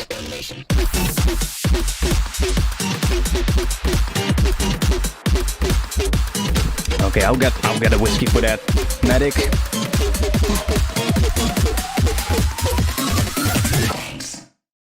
Should have washed my glass. What? Medic, welcome. Thanks for the 15 euros. And I'm cleaning my glass right now. Should have washed this one in the dishwasher, but whatever. Let's have some whiskey. What to do at 5 AM? Of course, watch a video about drum and bass. I mean, sure. While I pour this whiskey, let's just have a listen to this thing and see what it sounds like. I think it wasn't that special, but maybe we can make it special today. I hope I cleaned that glass right.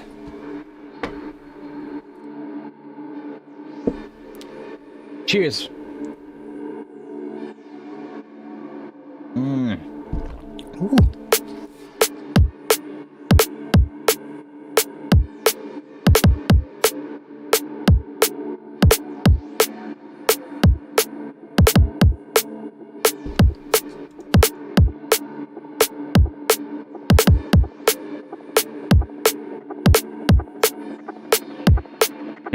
It's a good whiskey. It's a Japanese whiskey, like usual. It's a Japanese whiskey by the brand Suntory, which is one of the biggest Japanese whiskey brands. It's called the Cheetah, and the Cheetah is a single grain Japanese whiskey. It's a really good one. It's not even that expensive for like Japanese whiskey. It's not expensive. It's like I guess 50 euros, something like that. 50, maybe 60, depending on where you buy it. Still expensive for like compared to like Scotch whiskey, but I'm a big fan of Japanese whiskey. I don't know why. Ever since I tried them out, I've just been on a trip exploring different Japanese whiskeys. And so far, Suntory and I think it was Nikka are the two brands that really amazed me.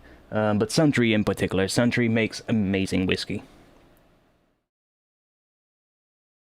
So if you ever want to try out good Japanese whiskey, have a look out for Suntory. They have a couple of different ones. They've got the Suntory Toki, which is the cheapest one, which is actually really good for a cheap whiskey. I think it's 30 bucks, something like that. And then they've got the Cheetah, which is slightly more expensive, but also good. And then they've got the flagship one that they sell pretty much in all Japanese restaurants, which is the Yamazaki whiskey, which is probably one of the most well-knowns of them. But my favorite is the Hakushu, but that one is just so difficult to find, at least for a good price. It is, you can buy it here, but mate, it's like 150 euros a bottle, at least. No, I had some Jameson earlier. From my dad. My dad got a bottle of Jameson for Christmas, and I was like, let's have a glass. Dad? No, mate, you don't want to mix this whiskey with anything. That's a waste of the whiskey. Like, if you're gonna mix something with whiskey, just get a cheap one. Just get a Johnny Walker Red Label or something and just mix that with Coke. I mean, it's good enough if you want to mix it up. I would not mix my expensive whiskey with a Coke. That's just a waste of my whiskey. Let's be honest. Okay, let's have a little listen. Webcam is gonna go off for a little bit. I'll be back in just a bit with the webcam.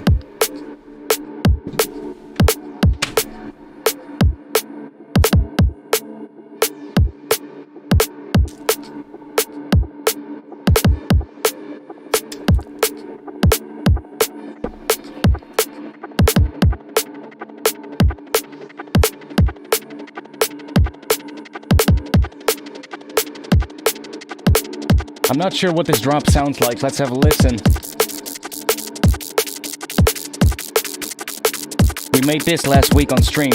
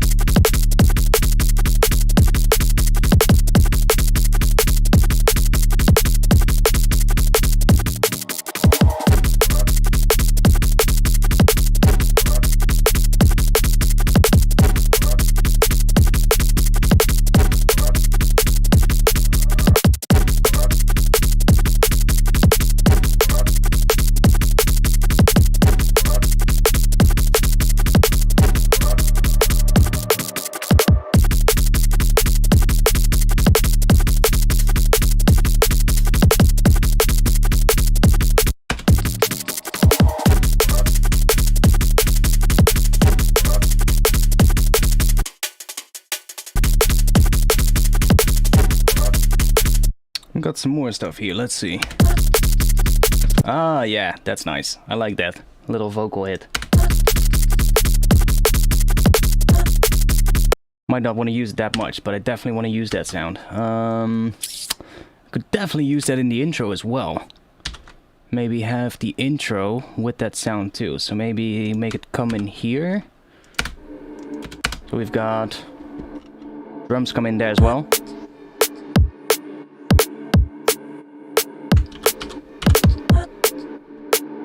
Maybe here.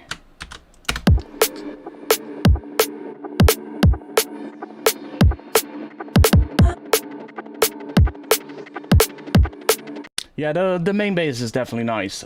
Needs a bit more movement. And I was playing around with the pattern as well, I think. The pattern makes a huge change to what this sounds like. Like if I offset this just a little bit.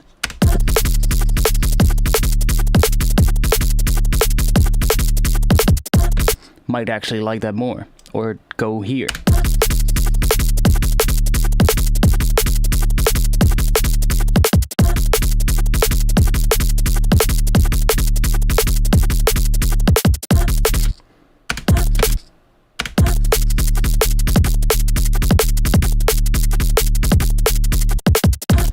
Playing around with the timing of where you start your bass in the clip can make a huge change in terms of the groove.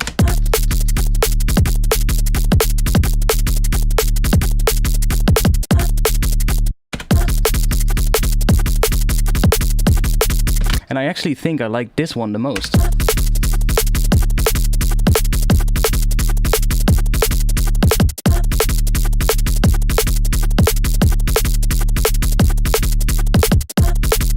I think I like that one a lot.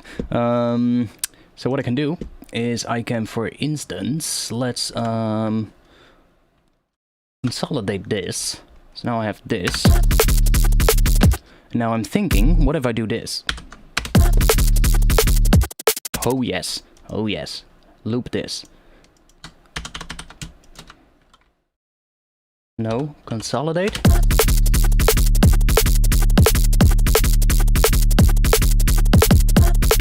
That's a good groove, I like that. I don't want to copy the automation because there's some high-pass automation going on here. Somewhere. Oh yeah, there.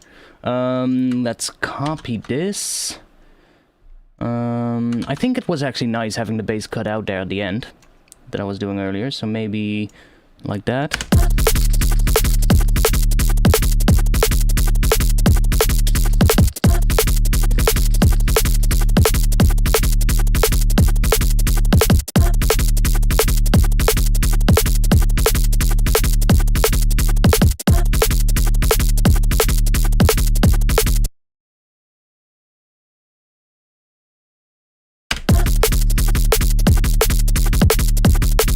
That one is sick too.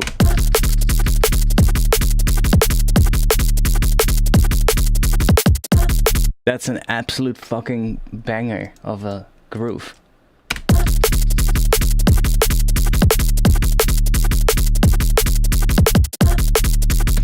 I think we found a better one.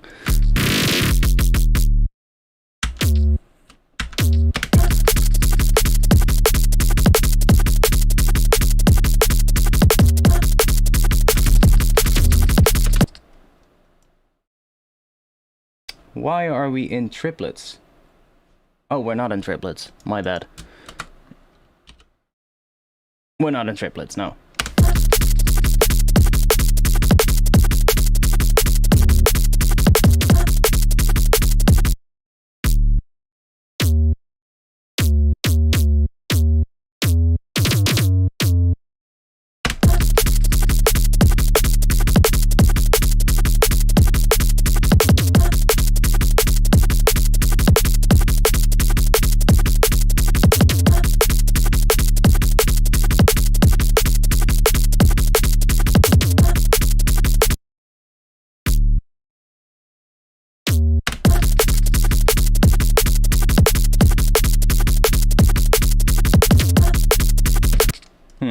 I'll probably do something different on the end, but I like this a lot. I think I like this one even more than the other one, to be honest. Let's replace these with this one. I'm just gonna do this.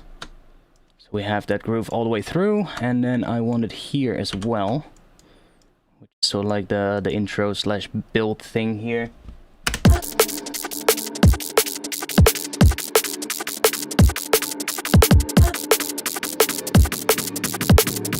And I'm gonna have the drums continue a little bit longer.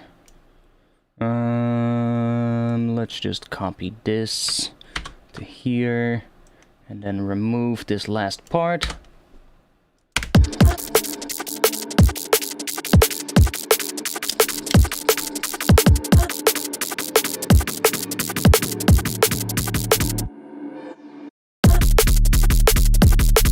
Now I want to bring that vocal in that I found earlier. I sampled this one from a documentary. Forgot what the documentary was about, what it's called. I can find it though. I still have it here. Sampled one-shots. No, that's not where it is. Sample box. Sampled vocals from YouTube. Dystopian. It was a video on YouTube called Brainwashing and Mind Control.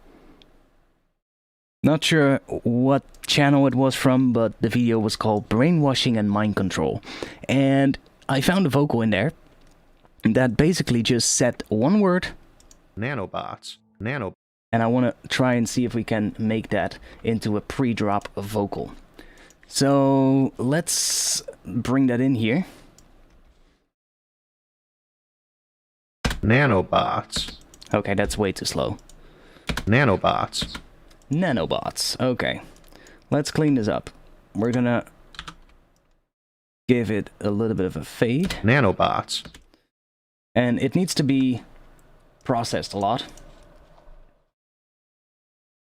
You could change the offset of the MIDI throughout the track. Yeah, absolutely. Absolutely. There's some great vocals that I found. I'm thinking of making a track soon that has a bit of a sort of like a cyberpunk-ish kind of vibe, sort of like I don't know, with a really like sort of like dark cinematic intro, and then have some vocals in there talking about you know, like sort of like a futuristic dystopia kind of vibe. I've been reading a manga recently that is called Blam, and it's a great manga by Tsutomu Nihei. It's one of the, well, not one of the most well-known cyberpunk manga, but it's a really good one, and the artwork inspired me so much that I thought about writing a tune in that style, and I saw the artwork of that manga and I was like, holy shit, I'm inspired. I can draw quite well. I used to draw a lot as a kid, and one thing that I drew a lot was perspective kind of drawings, and the main thing in that manga is the backgrounds that the mangaka uses are a lot of perspective-based, sort of like dystopian mega structures and worlds, and it looks absolutely amazing. And I was like, okay, I need an artwork for my upcoming EP in that style. Sort of like a big, sort of like cyberpunkish, dystopian kind of, I don't know, kind of vibe, sort of like landscape. I guess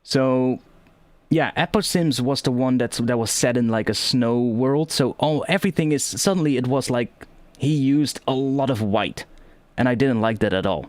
So I'm not sure if I'm gonna get that one. Knights of Sidonia was his take on making a more mainstream manga that would appeal to a wider audience. So that's also why it looks more like a mainstream manga, and I'm not a big fan of that style. I really liked his darker, grittier works. I hope he goes back to that style in the future, though.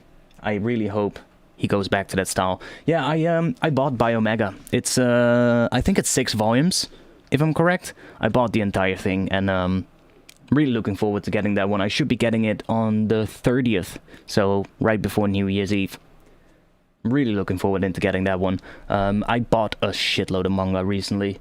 Today I bought the entire collection of singles for Battle Angel Alita. I found the entire singles collection, so all volumes completed, and I was able to buy it from a used buyer here in the Netherlands. So bought that one, and then he sent me a message, and he was like, "Yo, since you're buying the main series, I also have the sequel. I don't have it completed, but I've got the first 15 volumes, and there's, I think, 19 volumes." I was like, okay, put that in there as well. So I've got basically Battle Angel Alita as well, soon. That is another Cyberpunk kind of thing, so I'm looking forward to that one too. I've seen the anime already, but I'm just a big fan of Cyberpunk stuff, so always interested in getting more stuff like that. I'm running out of shelf space though. I got way too much stuff in my bookshelves right now, and I need another one because I'm running out of space.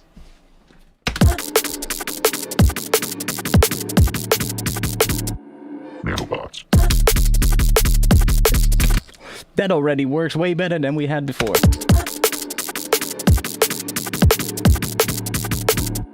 Nanobots.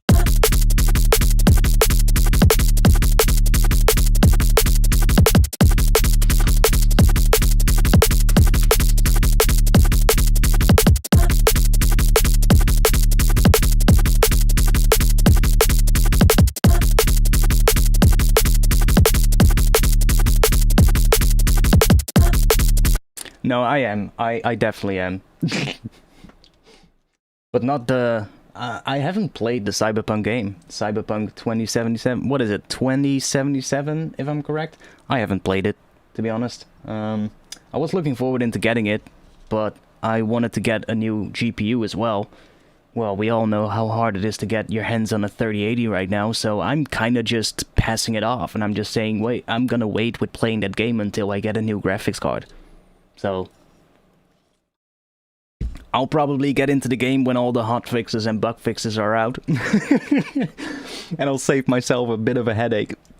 But I do see all the people playing it, and I'm like, fuck, I wanna get it too, but I don't know.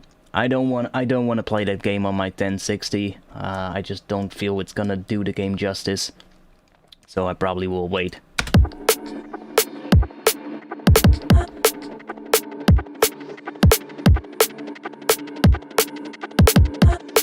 I mean, it was to be expected, right? It was to be expected. Like, the game was delayed for a reason, right? It was obviously not done yet. And people kept complaining that it was being delayed and that it should be released, and everybody wanted it now, and then it got released, and then people are bitching that there's bugs in it. Yeah, I mean, what do you want? Do you want to wait and get a good game, or do you want it now and get a game with bugs that need to be fixed while time goes on? I mean, make up your mind, right? That's kind of my impression of it, you know? I'm not entirely sure if that's how it went, but, like, that's kind of what it looks like, you know? Yeah, that's my thing too. I don't want to play it on my 1060. My 1060 is already crumbling when I start up City Skylines with how modded I play it, so yeah. If I want to play that game, I want to get the full experience and get the good graphics, and for that I need a new graphics card and probably a nice, I don't know, a bigger resolution monitor. Yeah, that's my feel too. Like they wanted it out for the holidays, but yeah, Oh, okay, yeah, I can see that, because holiday sales with refunds is less money than first quarter 20... Yeah, okay, I guess. But it also I also kind of got that feeling like, people just wanted it now, and then it got released, and then everybody started bitching because there was bugs, and I'm like, yeah, I mean, what do you expect? Right? I'm gonna take a piss, boys, I really need to take a piss. What do you want to listen to? Minimal bit crushing allowed. I'm not sure what it is. Oh, that's that one. Yeah, you'll like that one. Let's have that one play. That's in 172, if I'm correct. Let's set it to 174. So it's in time with this project. And I'll set it to repitch. I'll be back in like a minute or so. And then we'll continue working on this. And see if we can make something cool out of it. But, for now, I'm gonna take a piss.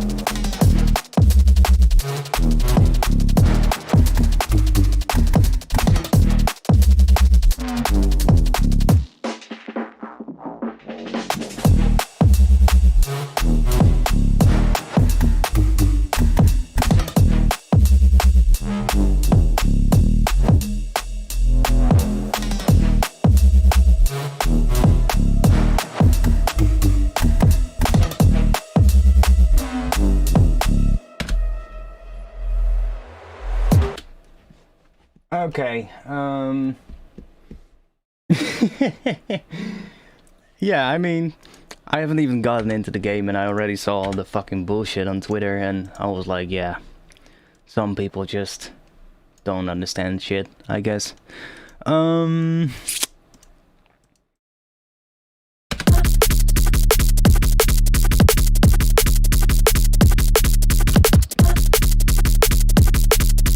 Let's play it from here.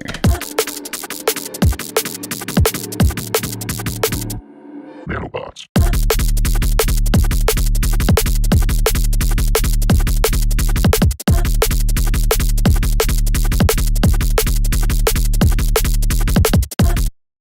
Okay, let's take this one and put it here. No, I'm gonna make a different one for that. Nanobots.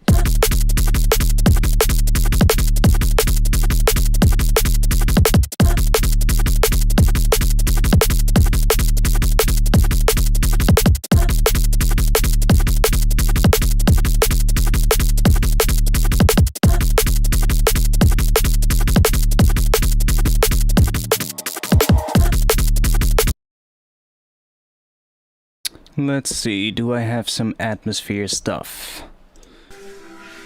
that we can use? Ooh.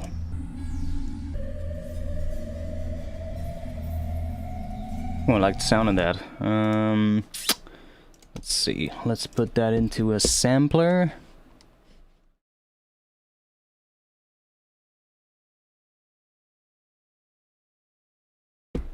And probably set this to E, because the sample is in E as well.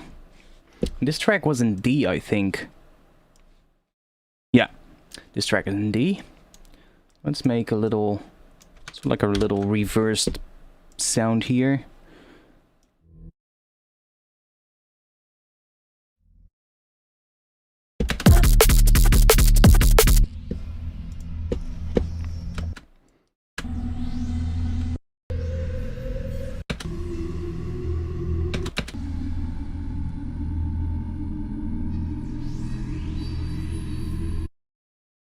Let's high pass this one.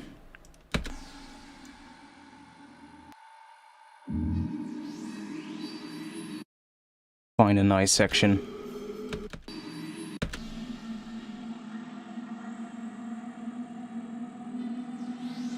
This one pitches up, I feel. Or at least the harmonics pitch up. Or it feels like they pitch up. Yeah, see? Gets higher and higher. Might be cool. Let's do a little volume automation on it as well. Just that. Start like that.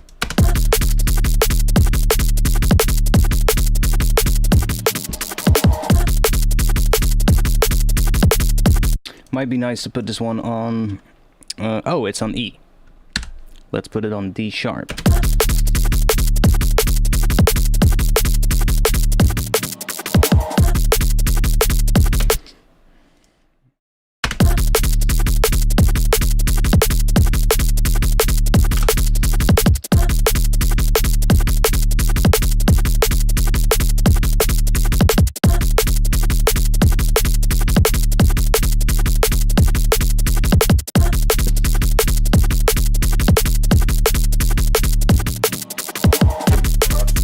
Oh, we need the vocal sample to continue, that vocal hit.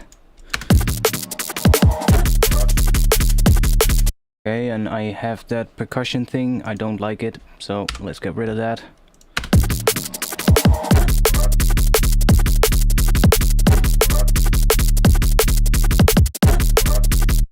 I have this one,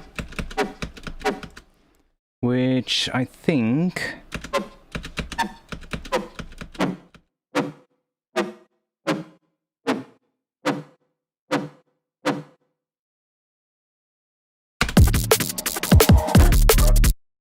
I don't like that reverse sound, let's just get rid of it for now.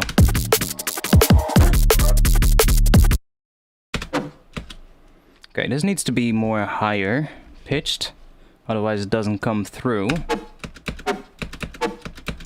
And it might need some extra distortion as well to make it a lot heavier, because it's a bit low in the mix if it plays together with the other bass. Let's put trash right here. Come on. Cool. And maybe a bit of overdrive or something.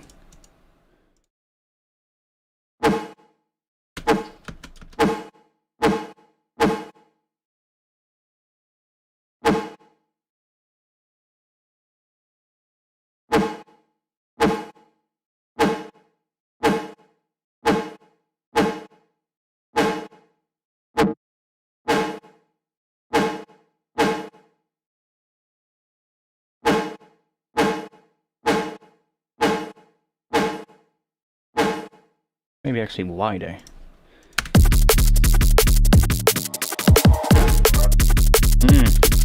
Yes, that's better.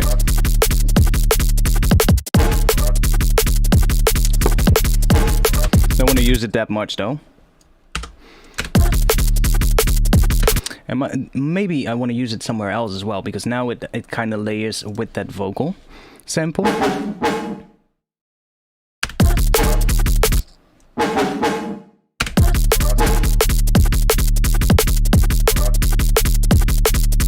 Where's that other sound? So that other sound is right here, which is a weird one. I don't know what this is.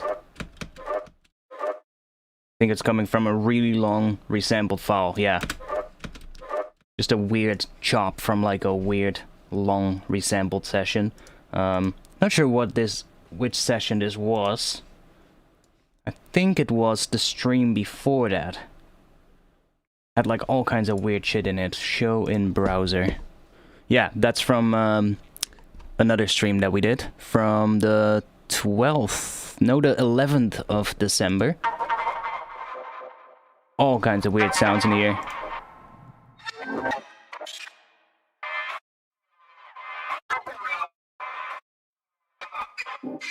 And this is what we did with Portal.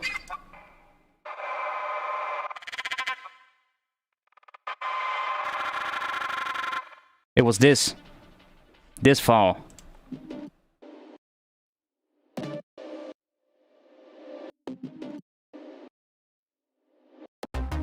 This one. This was the one that we used. I put Portal on that, and that's how I created all those weird...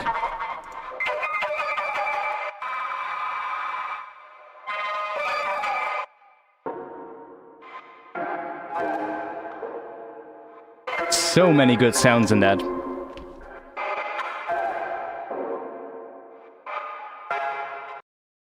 Yeah, it has a lot of good sounds, and that's how I got that little weird... It's a bit wide. Let's see. I'm not sure what... Let's see if it's actually a problem.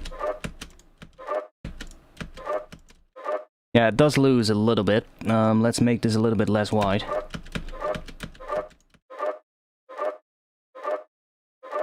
So it still has a little bit of width, but just a little bit less.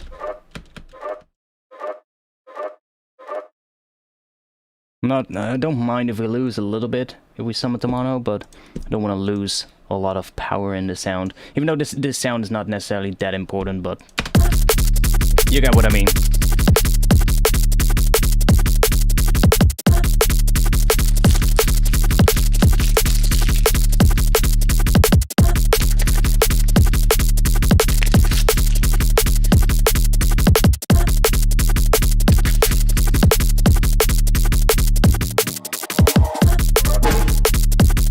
Now that one is way too loud.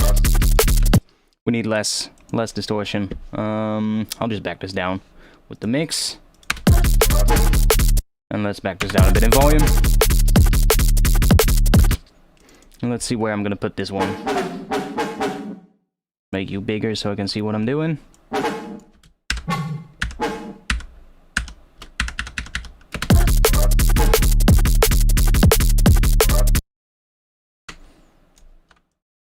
Let's just put them in like so.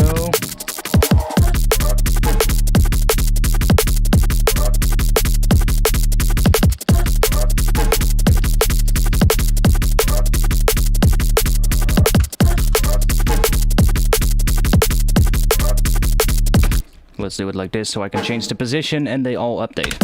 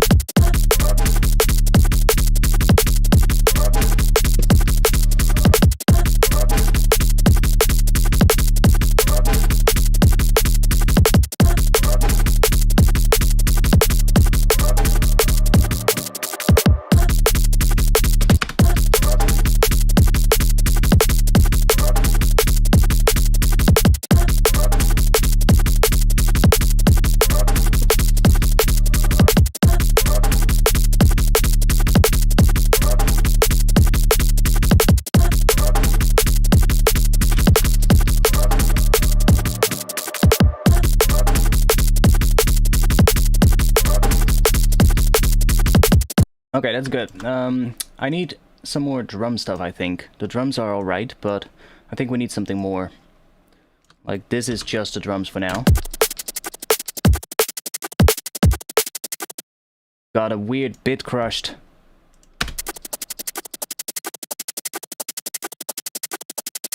Weird bit crush, sort of like percussion loop. That's doing the main part of the groove.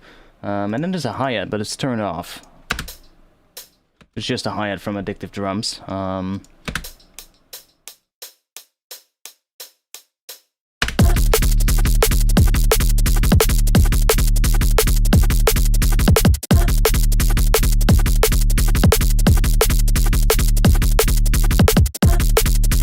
Very subtle. Not even sure if I like that. So let's just get rid of that.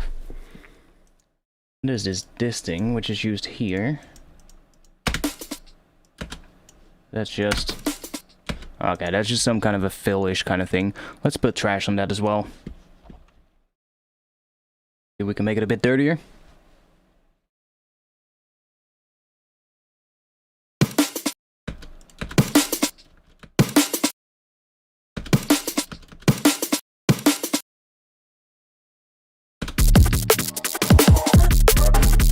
I think I'm actually gonna find something else for that. I don't think this one works that well. Maybe only that. I do kind of like that little shuffly thing. But maybe somewhere else.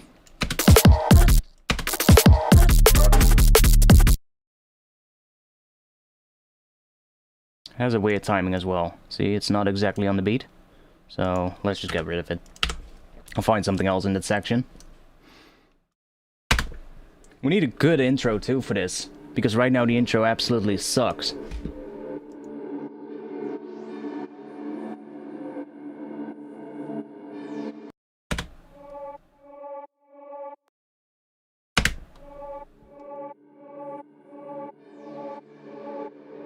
Ooh, we've got some chords. Oh yeah, that's what we started with last week, with some chords. Doesn't work, let's get rid of that. I'm just gonna clean this project up a little bit. What do we have here? Isn't that the same sound as the other one? Isn't it the same one as this? Where is it?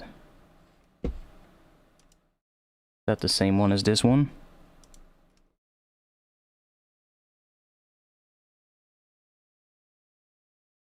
Oh no, it's different.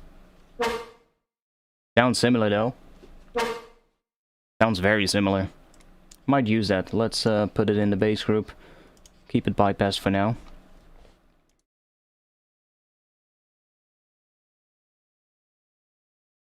What else do we have here? We've got this thing. Oh yeah, I didn't like it. Let's get rid of it. And I've got these muted parts here. Let's see what those sound like.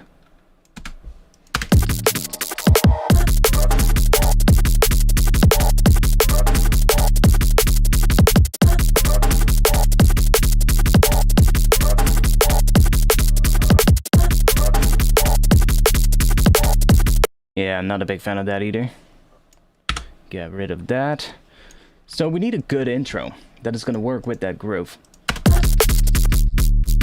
And I do still think the bass needs a bit more movement. So, good way to maybe add a little bit of movement is by adding a notch filter that just sweeps back and forth a little bit throughout the entire thing. So, let's sync that and do maybe 2 bars, something like that. Bump up the resonance so it's a little bit, you know, a little bit narrower.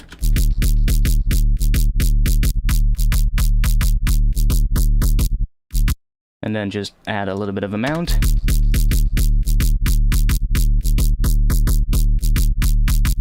you want to hear more what it does, bring the resonance all the way down. So I want it to be faster. And let's do a ramp up shape maybe.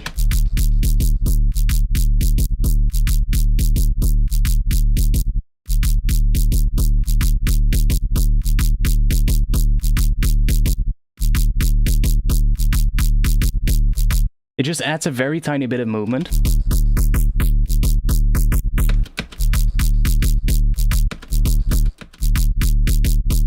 Also try ramp down. I think that's better.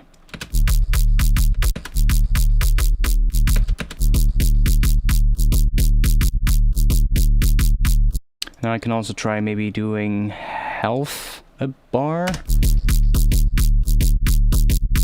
Yeah, then it actually kind of falls in time with the rest of the groove. Hear what I mean? It kind of, this groove kind of loops every half bar. So every half bar we kind of loop the same pattern.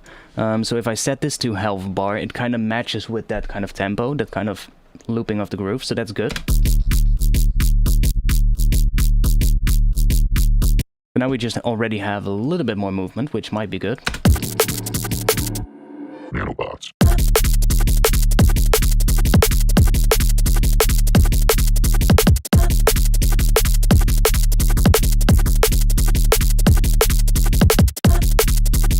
It's very subtle, but that's all we need. We don't need something very drastically.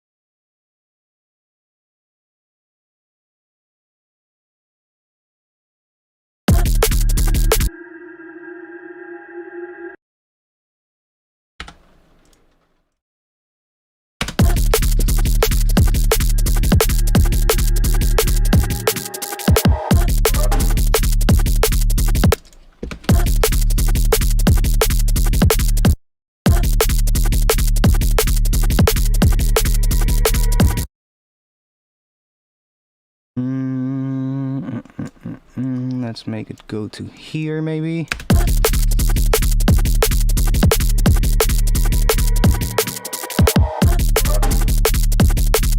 But yeah, I think we need some more drum stuff, because the drums are pretty basic. For now, at least.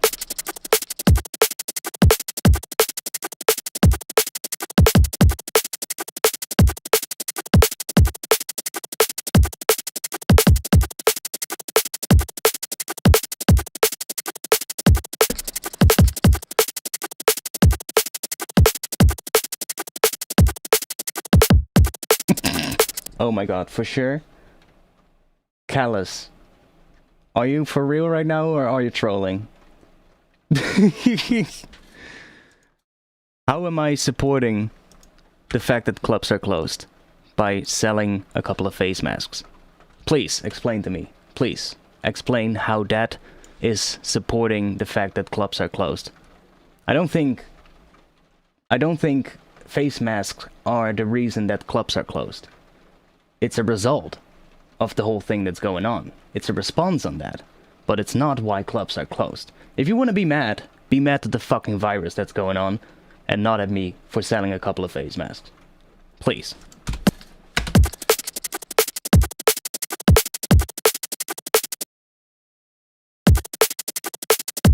Okay, let's, I think maybe a hat or something would be nice, some extra hats. Could just throw in a hat loop and chop it up.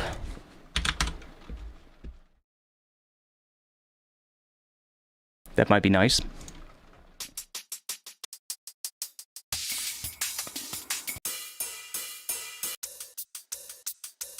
I'll just see what they sound like if I throw them in. And let's see which one sounds good.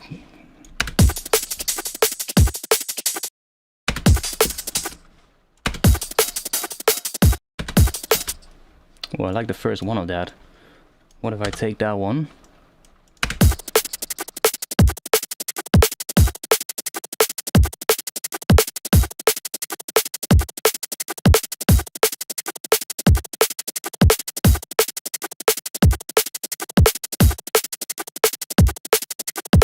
Oh, mate, I've had so much fun replying to fucking morons.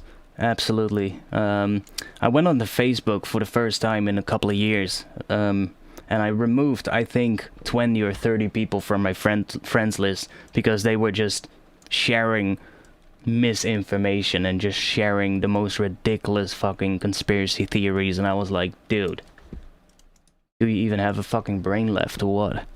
And I was like, yeah, sorry mate, you're gonna go out of my friends list. And then I logged back out of Facebook after like 10 minutes because I was just completely done with it. I just only saw people just spreading bullshit. And I was like, yeah, goodbye.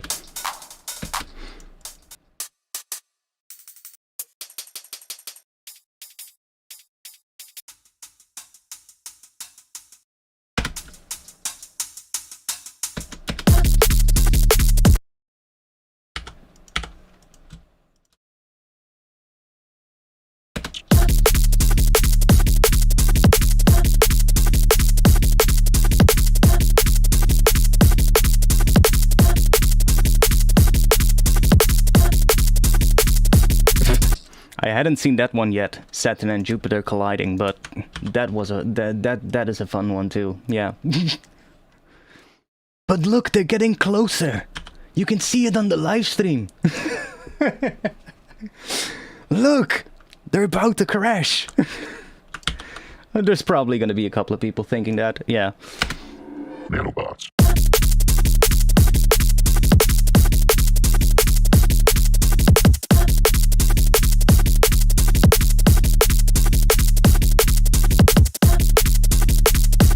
We need some kind of a shuffly kind of thing. Let's see if I can find something.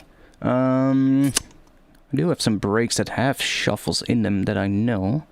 I have a lot of breaks that have that, but let's find one that has some.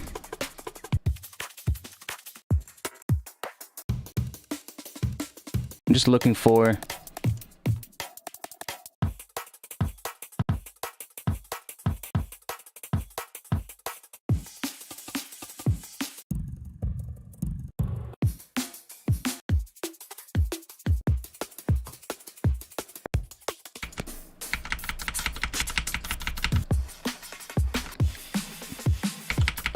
something that's a bit lower. Would be nice.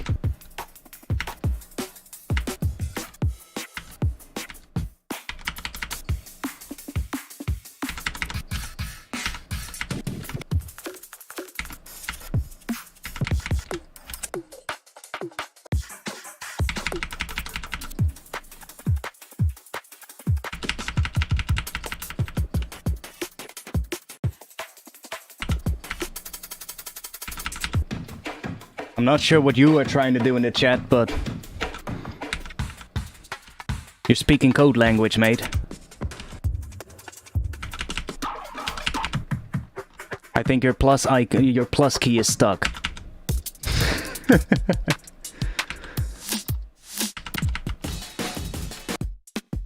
I want something with a good shuffle that I can take out of it. So many breaks in here, though.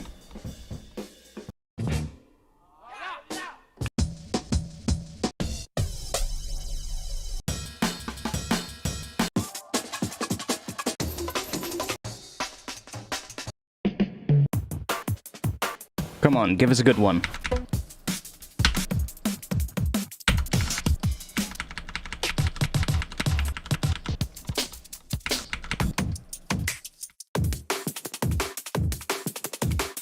I might be able to use that part. Let's see. Let's take this one. And let's see if I can take maybe this part. And let's set that to repitch. And let's see. I'm thinking on the end here, I want to have a little part with some shuffle, but I'm not sure if it's going to be here. Let's see.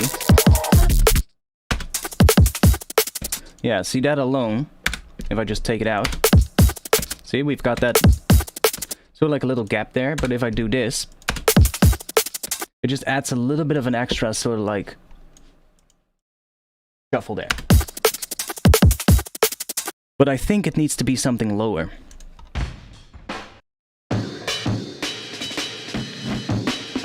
Let's go all the way to the top.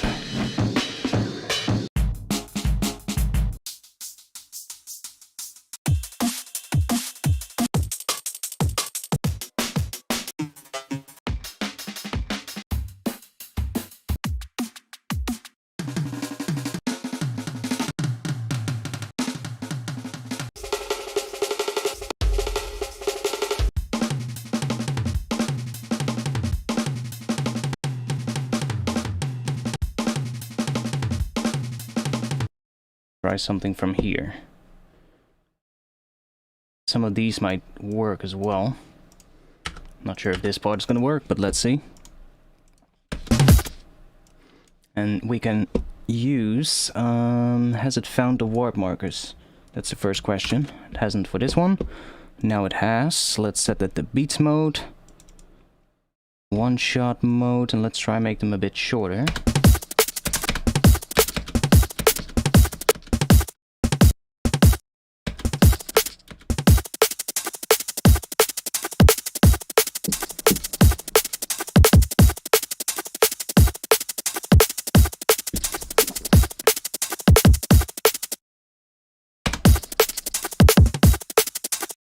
Better.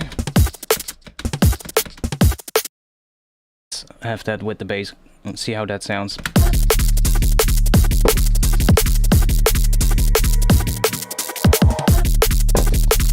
That's all right.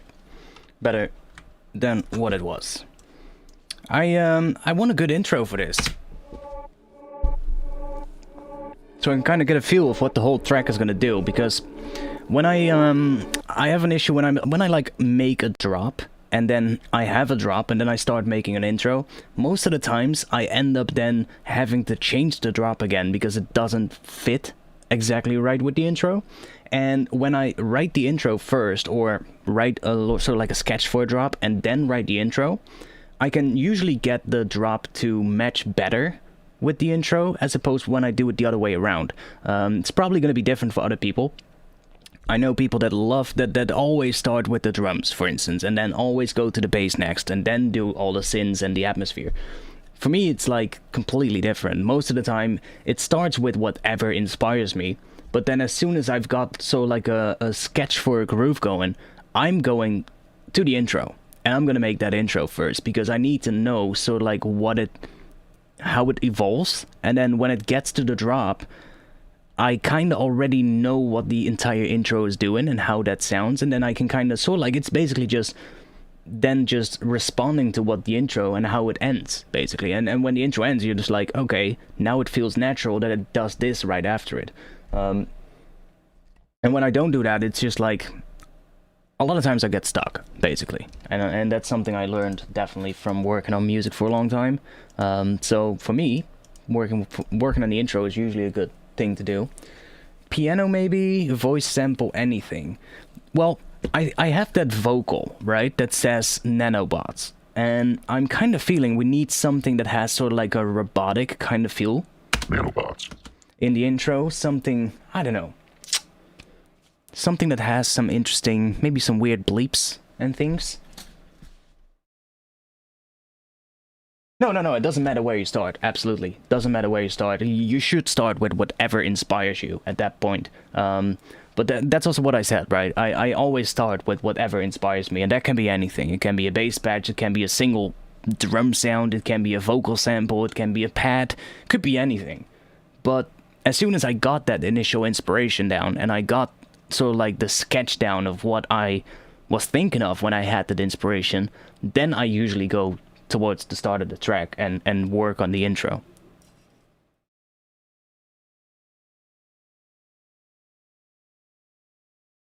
Tom hats. Tom hats? Not sure what a Tom hat is. Yo, okay, mate, we know you're from Brazil. You've been saying all kinds of random shit in the chat. One more time and I'm just muting you. Sorry, mate, but either contribute or don't spam the chat. Come on. I'm not here to babysit. please. So, yeah, I think maybe some weird beeps and bloops. Give me a word that I could search for. Let's just search for cyborg, see what comes up. One thing.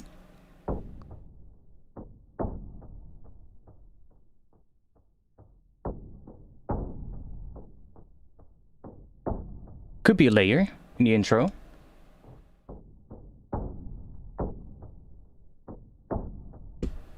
Oh, you... Oh yeah, I made you a mod. Nice.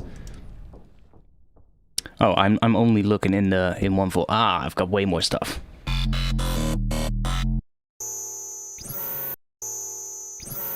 I love experiments. I love experiments. What? Game over. Oh, that sounds...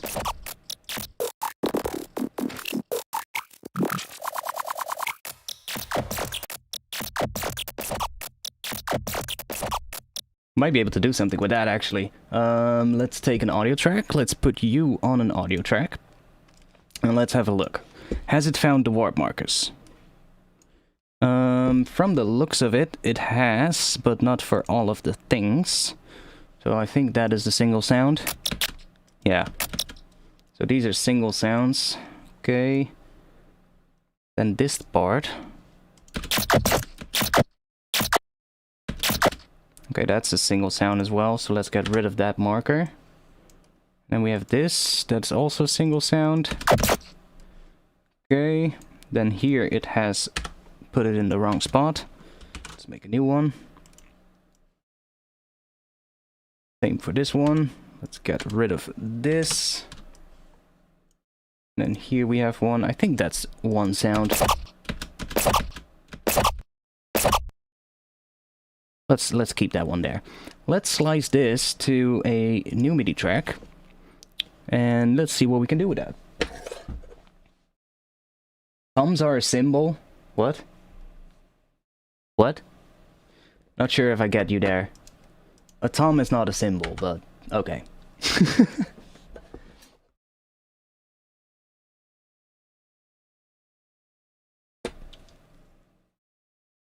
Whatever.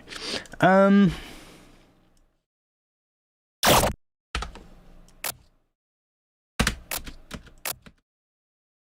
I'm gonna put, I think we need something to give us a bit of a rhythm. I can just turn the metronome on.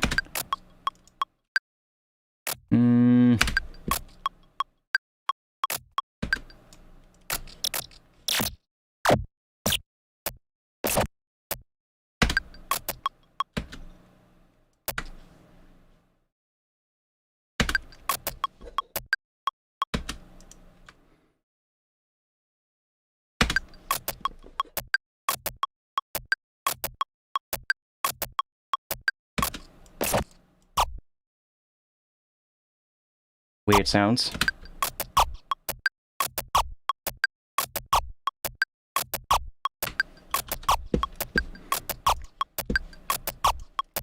Let's put Portal on that. Let's see what happens.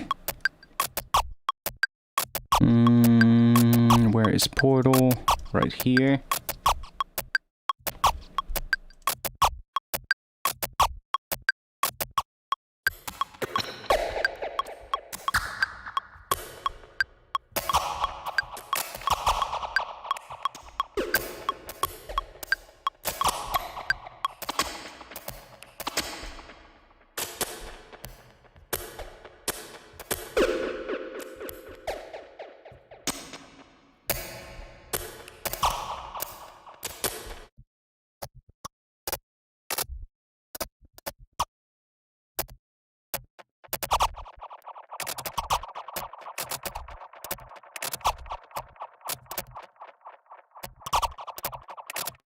Got some drums in here. Let's put this one here. That might be easier.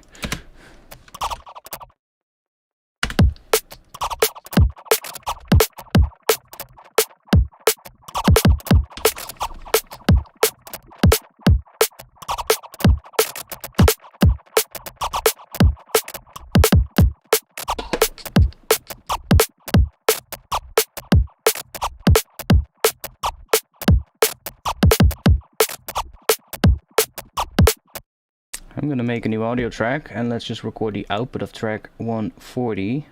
No. BPM 140, where is it? BPM 140. And let's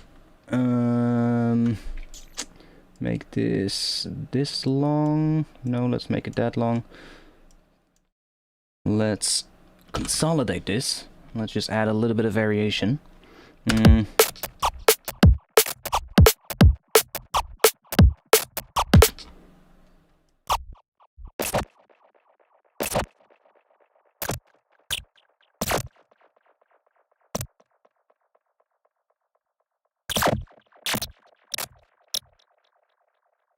Let's get rid of that one. Let's just do, I don't know, something like that here. Let's record the output of that and just play around with Portal a little bit, see if we can find like a good sort of like thing for the intro.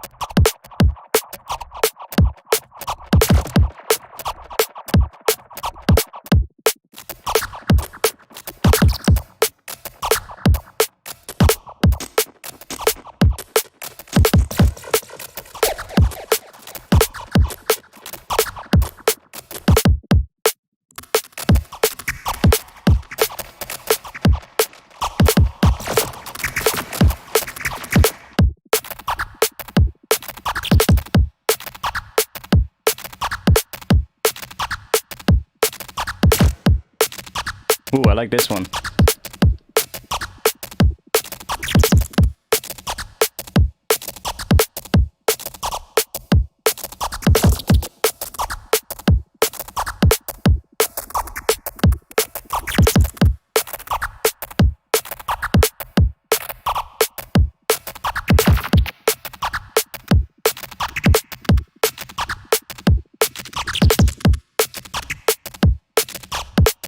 Okay, let's stop that and let's just take this entire thing. Let's see, there was a part here that I kind of liked, somewhere towards the end.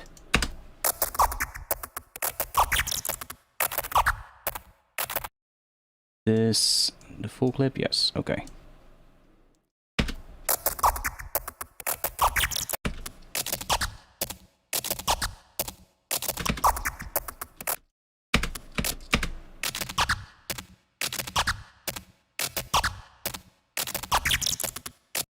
Somewhere here.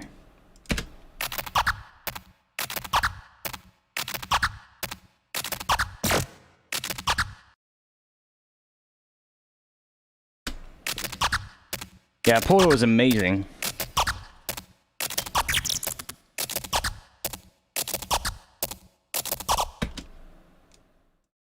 One.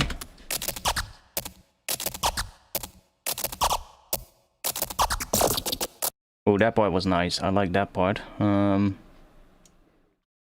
Do this.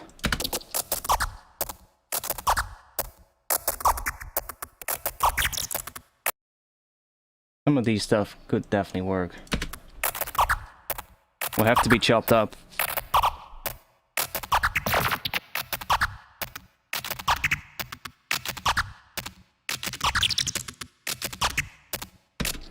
Like I could even take a section like that and just loop it. Can you run it standalone? No, it's an effect. So it's an effects plugin, so you will have to put it on something else. I don't think it works as a standalone.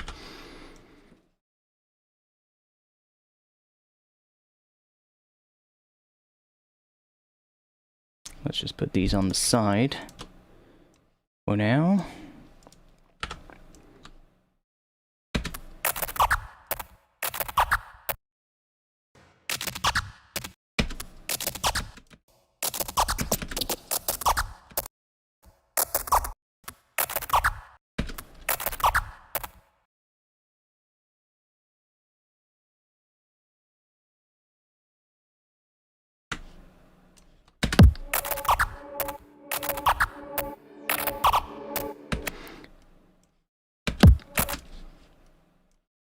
See if we can find some cool sounds in here.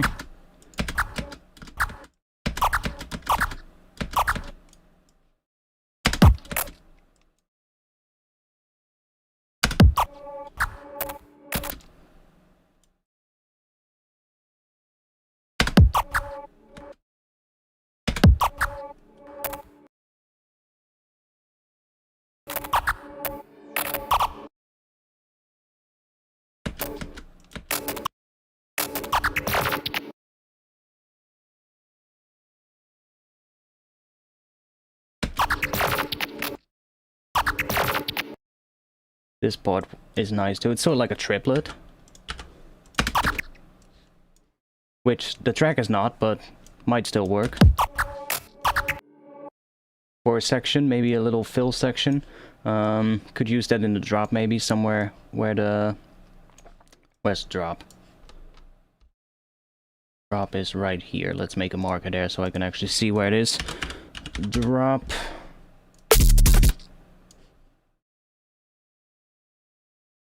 See what happens if I use some of these in the drop. Probably on an end section, so maybe somewhere around here.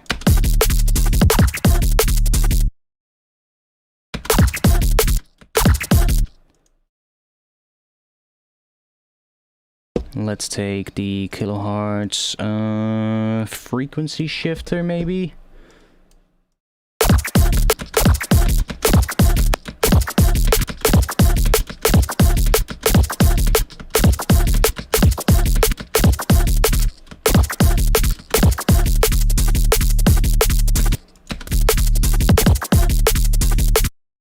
Not sure. Oh yeah, this one is frequency shifted now too. That might actually be fun.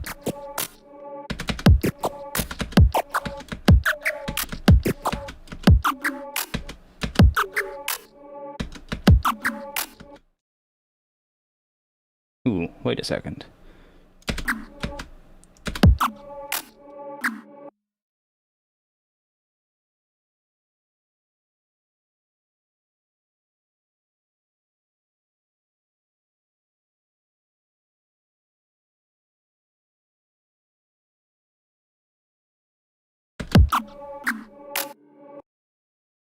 Yeah.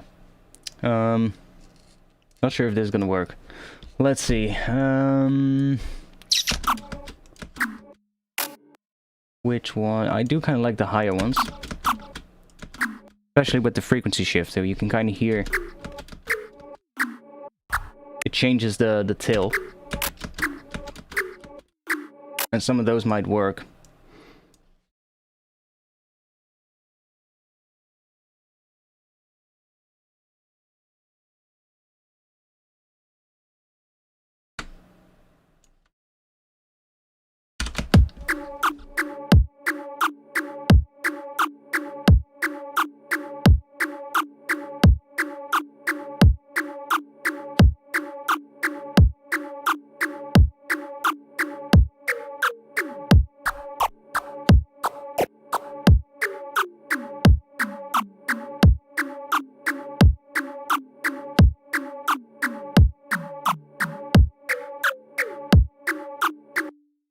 Yeah, I think we might need a different sound.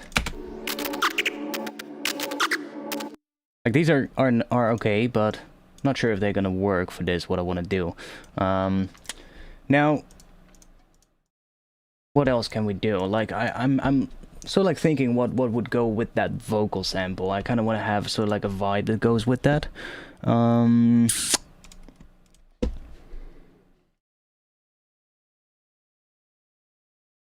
let's just take all of this off. So we have nothing in the intro right now. Except for that kick, obviously. And let's find the sound.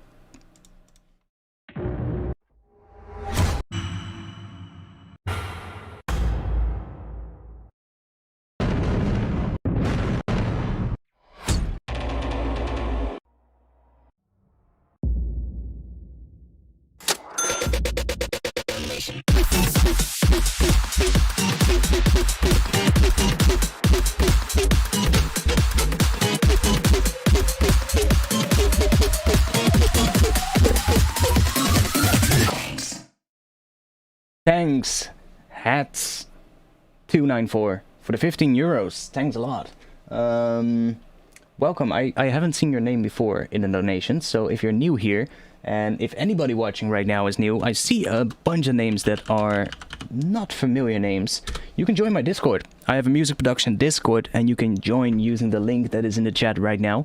Also, if you like what you're seeing in this live stream and you want to help support me, this is a good time for me to plug some stuff. I've got sample packs as well, and you can find those sample packs and preset packs on the website of Black Octopus Sound, or you could donate using the link in the chat right now. That was it. But thanks for those 15 euros, man. Thanks a lot. I'll see what I'm gonna buy for it. I thought I needed a new webcam, but I fixed it, so I don't need it anymore. Oh, you can see the webcam right now. Moment.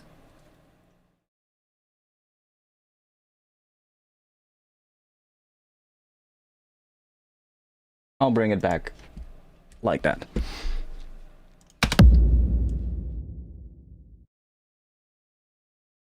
Okay, so that sound is nice. I'm not going to use the kick right off the way, but it's a good sound to start the intro off with. Now, I would like some atmosphere.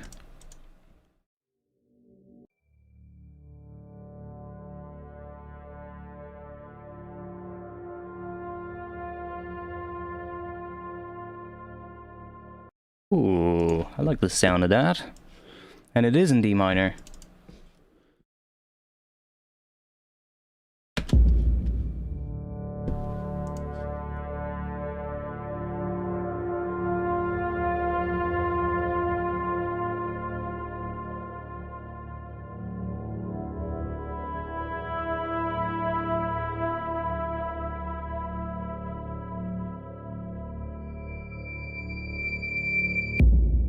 Ooh.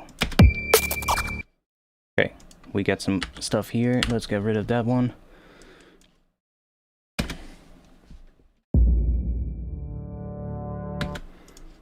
And let's also add some kind of a, I don't know, maybe some kind of a pulsating kind of thing in the intro. We can make one. Let's grab, you know what, let's grab Vital. Let's grab Vital. Why not? And let's do, I'm gonna make a MIDI clip. Let's add a D note. Loop that.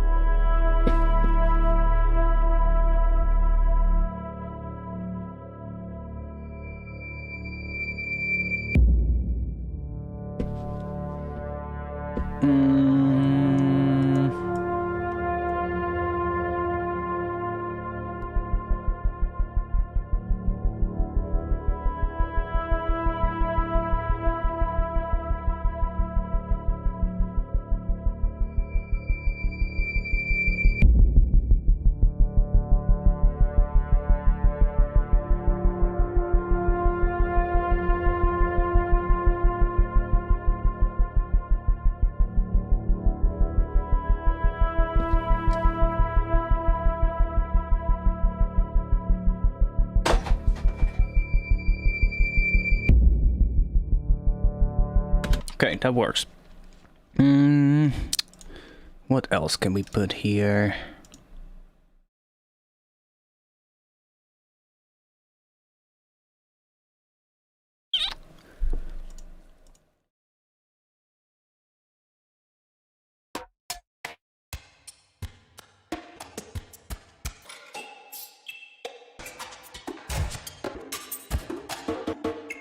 a lot of random percussion. We need something that... Oh, what's that? I made this a long time ago.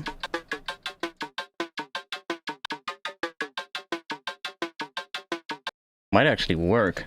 Does have a bit of a, like a weird kind of vibe. Let's put it in. Let's see what happens. This is an F, even though I'm not sure if the pitch matters on this sound, but let's just drop it down.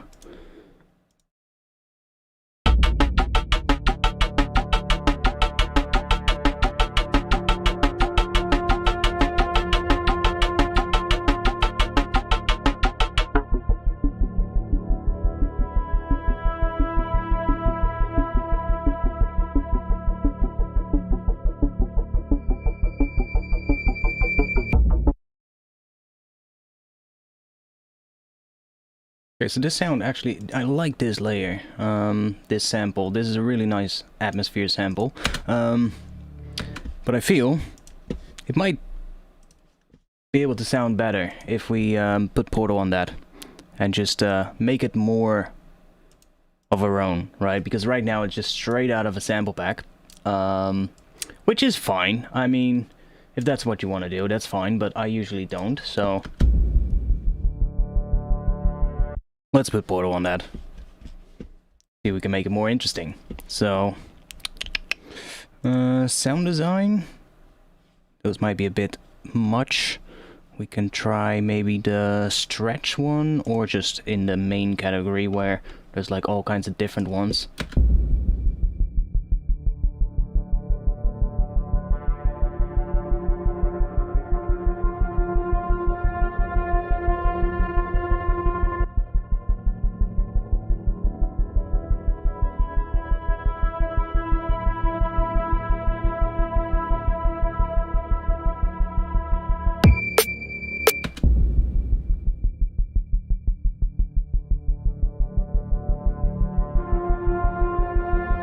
I can also bring the mix down so we have more of the original as well.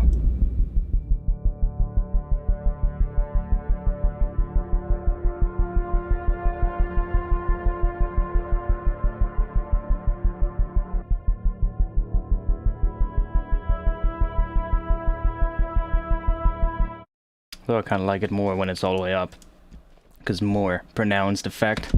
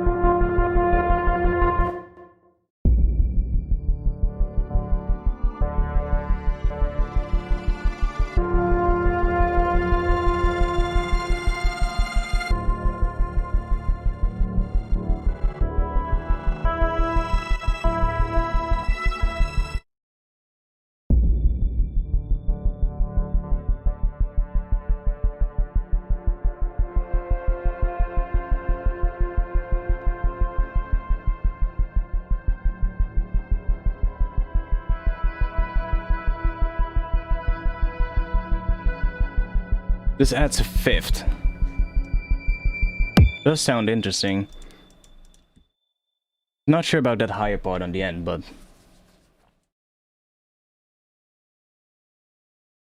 I'm not sure if I want to have panning on those, to be quite honest. Maybe later, but I'll leave them for now.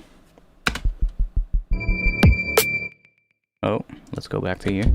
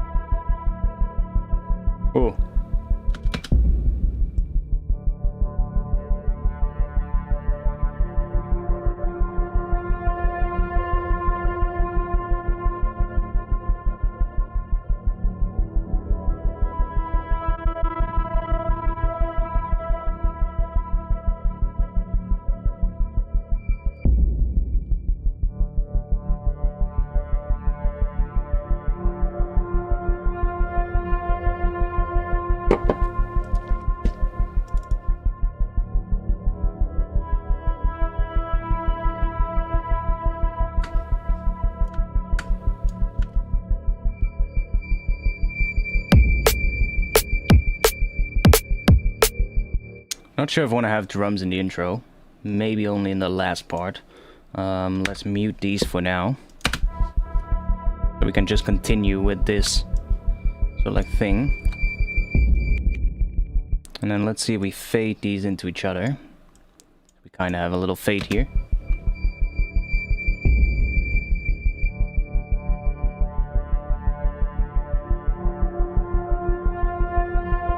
Like I might even get rid of that last section, to be honest. Like it's alright, that higher part, but I'm not sure if I like that. Think it might be better if we do take maybe this section, drop that here. Let's reverse that. Then fade these into each other. Maybe even this. A bit more of a smoother fade. Let's hear that without Portal, so we can hear what we're doing. Because Portal might be changing it quite a bit. And then that higher part might be nice for like here. So leave that for later. Just put it here for now. Let's consolidate that. Let's first listen to it.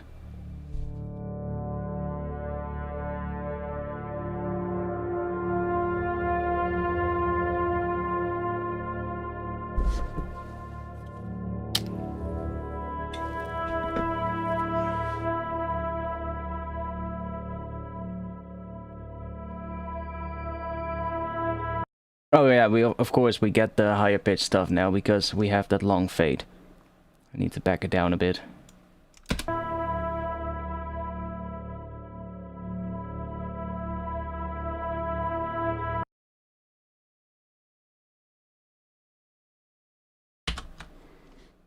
Do this, and let's fade this one into here. Not that much, just a little.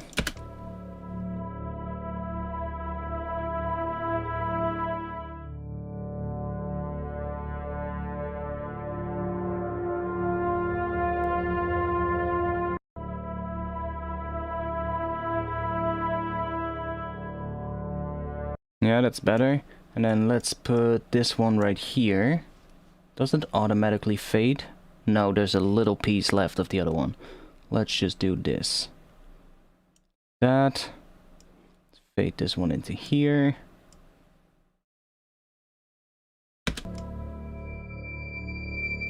I don't think it's even. I think I can just do this and have the exact same thing. Yeah.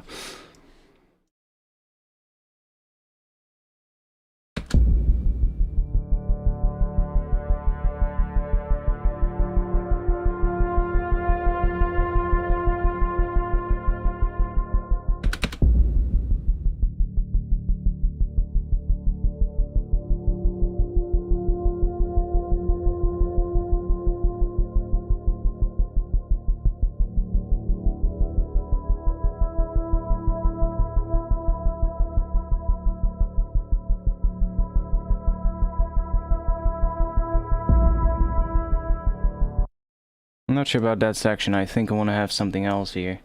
And maybe take a section of that first part.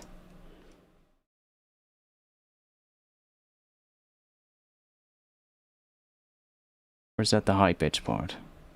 Was this one reversed or not? No, it's not. Okay. No, it should be reversed.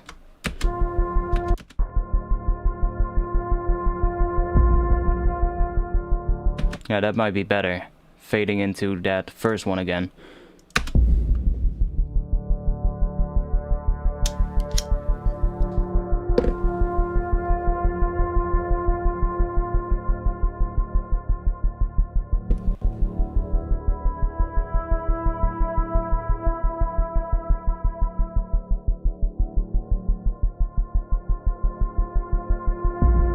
Might have to stretch this. Let's see.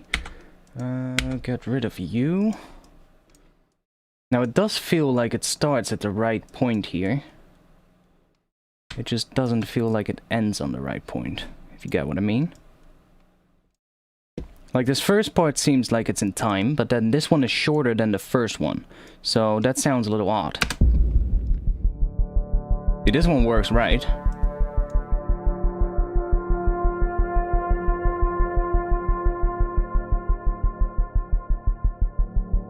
That starts on the right spot.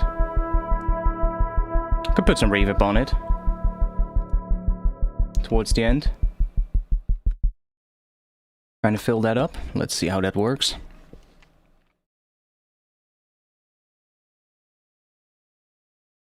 Put that reverb rack on here. Just automate the wet of that reverb towards the end here. See if I can extend this bit a bit.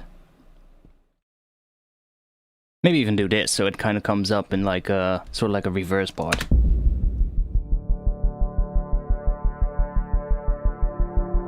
Thanks, mate. Merry Christmas to you as well. And everybody else who's watching.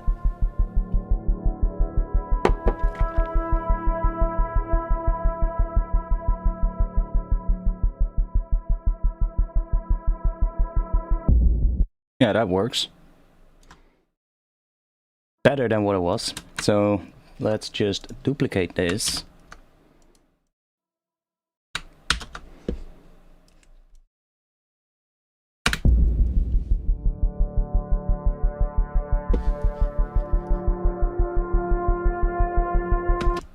Now I can play around with that low pass maybe, just fade this in a bit over time.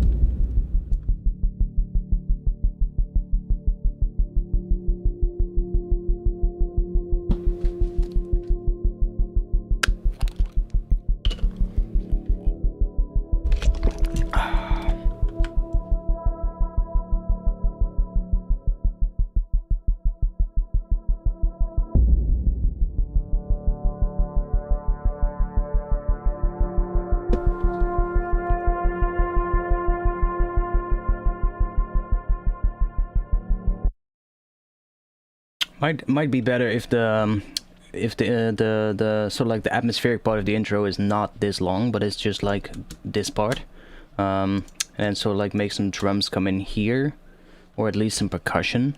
But I want some more interesting sounds. Let's have a look if we can find something more.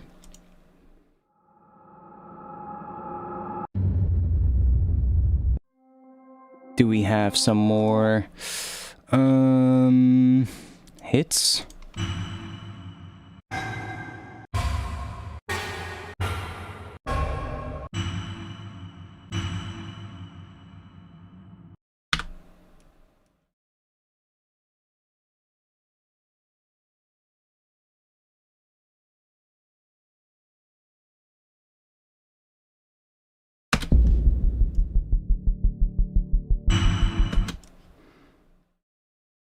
Bring this in maybe somewhere around here.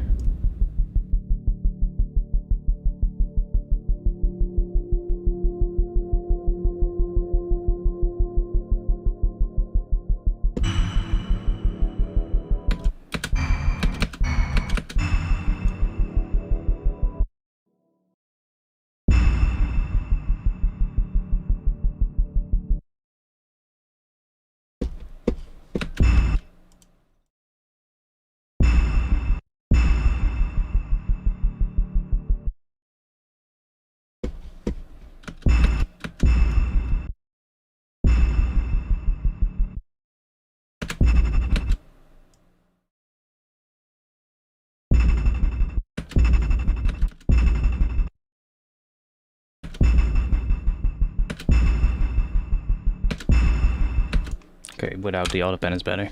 I'm thinking maybe if this one is reversed, we can use it as sort of like a reversed sound into this one.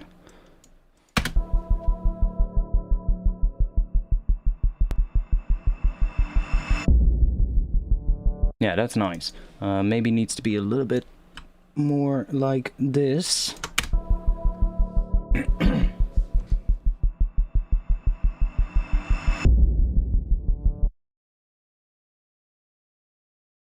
And then maybe that low pass could also open up more towards this entire section. Maybe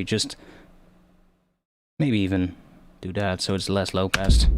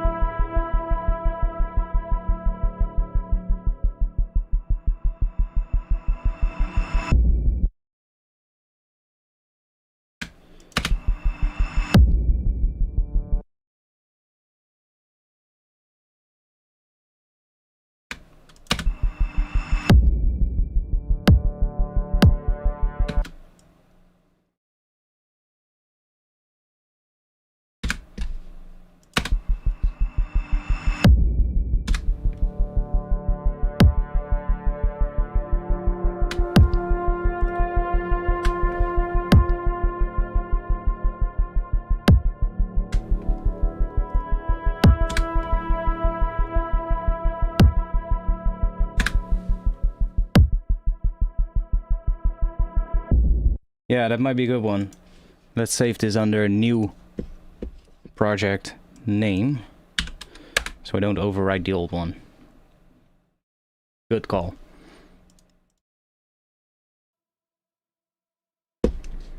So in the intro, might be nice to have the kick drum a little bit more low passed.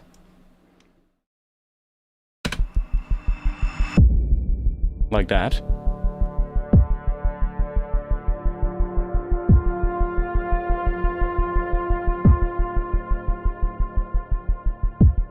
And I also probably want to have some kind of, I don't know, percussion come in. I have this one, which is in the drop. Completely quiet, because there's a low pass filter on it. Ah, that's that one. No, I'm not going to use that in the intro. That's more for like the drop, I think. Might be good here. So like to kind of build up the tension a bit, but, well, at least so like bring up the pace a little bit of the entire thing. And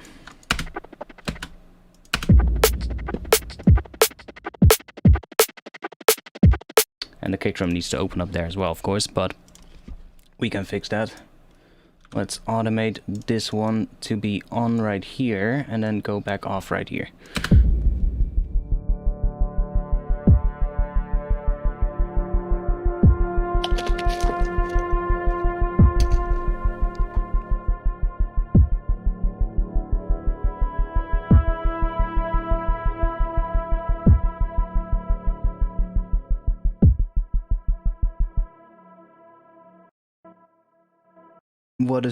Where's the, oh, here.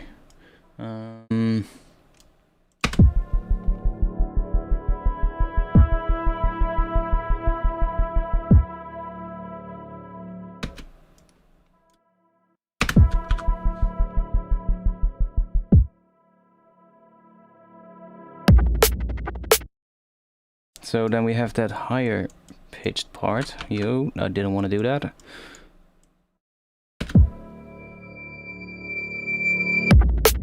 Gets a little loud.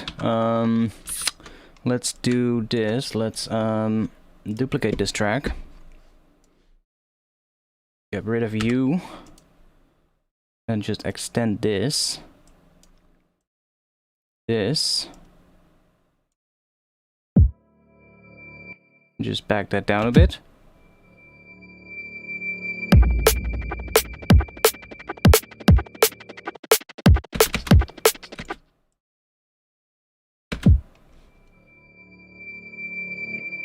I'm sort of like hearing a pitch bend on that. Maybe with the kilohertz pitch shifter. And take this and just bend it down maybe like one semitone or something. So just create like a little point here. Let's create another point here. And then set this to be maybe one semitone down. Come on. One. Yes, you can do it. And then probably gonna leave it there. Oh, fuck. I didn't want to do that. Let's make another one here. Also -1. Yeah, that's good enough. Fuck you. Wait, if I do edit value and just do 0.48, I think it jumps to the right value. No, it doesn't. There we go.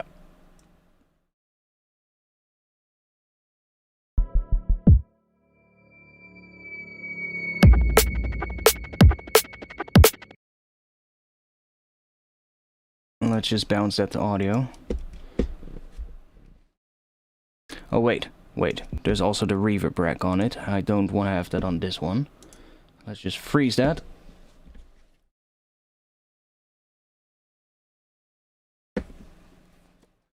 Yeah, I should bring Portal back as well on that layer. I know. Flatten. But it needs to be on this one. So, where's Portal? Where are you? Right here.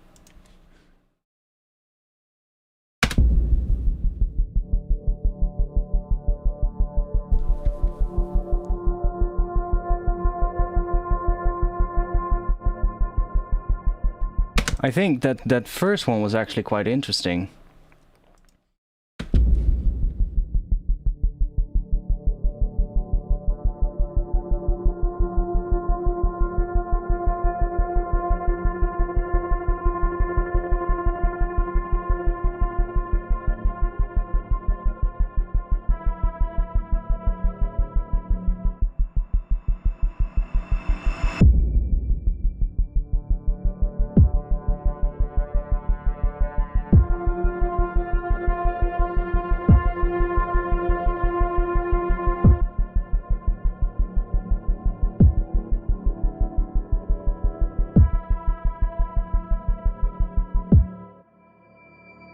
I kind of like that first one.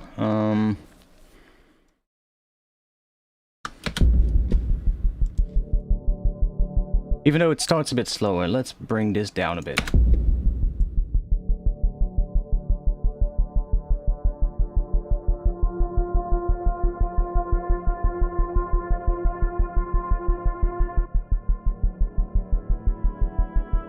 And I'm actually thinking, maybe I don't even want to use this part.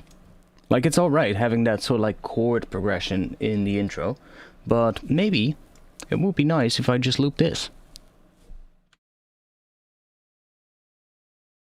Try it out.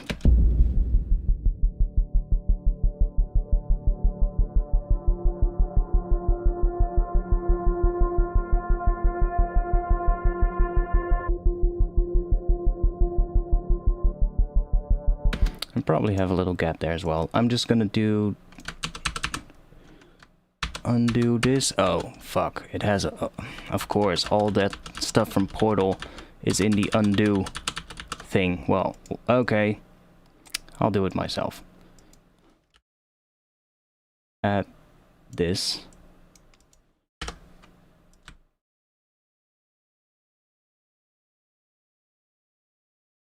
All those movements on the XY graph in Portal are apparently also in the undo stuff. So every movement here, like every little tiny movement is one undo thing. So keep that in mind.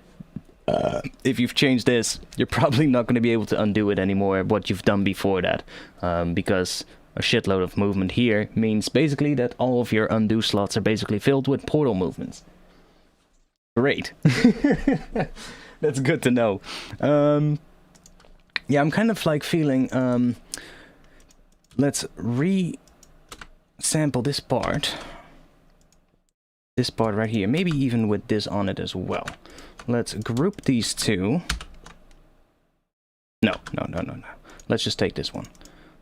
Create a new audio track. Set the output, or the input, to be... where is it? D minor, that one. Record this. I'm just gonna see if I can record that sound that I like, that I hear from here. And see if I can then sort of like resample it and kind of like chop out the part that I want.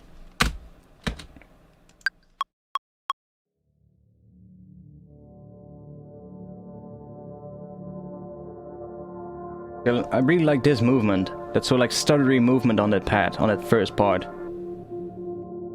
And it's a little weird there.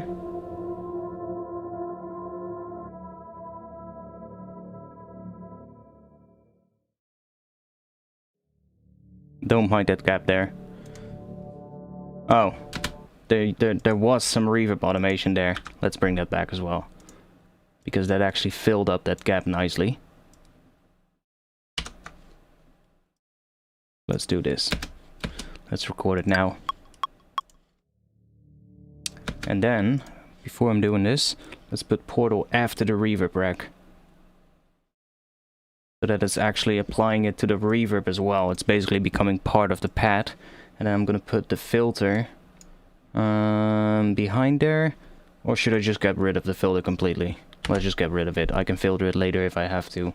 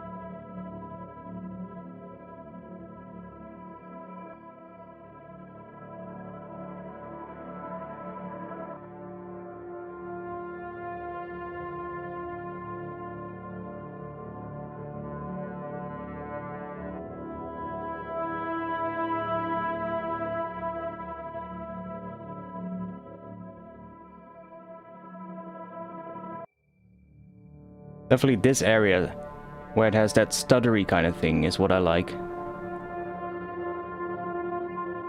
That. Right there.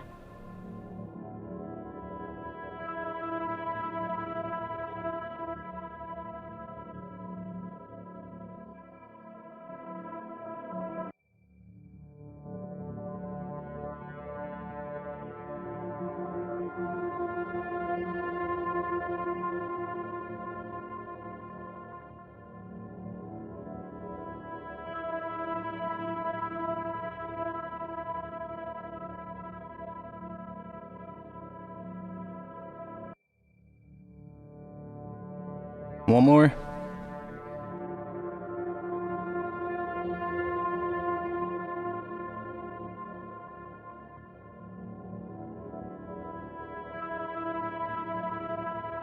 Oh shit, it's 2 AM already. Holy shit.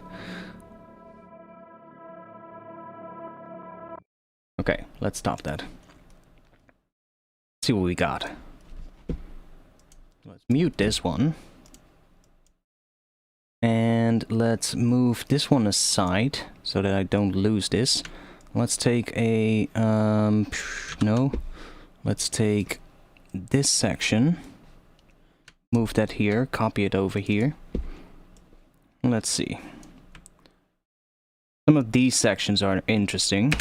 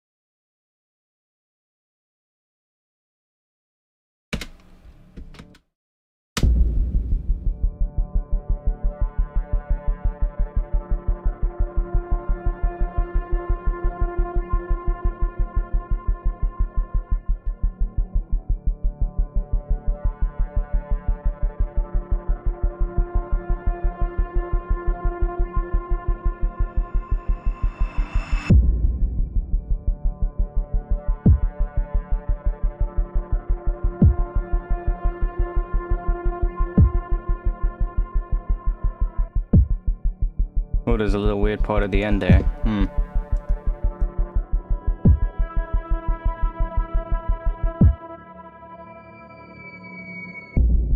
Could even go into a drop after that, but...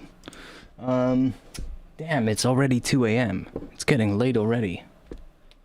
Should have started the stream sooner, but I couldn't because I was having dinner. I'll probably be streaming tomorrow as well, by the way, so anybody who's watching right now, if you are just tuning in, I will probably do an extra stream tomorrow. Maybe in the afternoon as well. I'm not sure how late I'm gonna wake up tomorrow, that's the question. If I wake up early, I might do a stream in the afternoon, and if not, it will definitely be in the evening. If I'll stream in the afternoon, then I might actually stream twice tomorrow, but don't count on it. Probably it's gonna be in the afternoon. Or in the evening.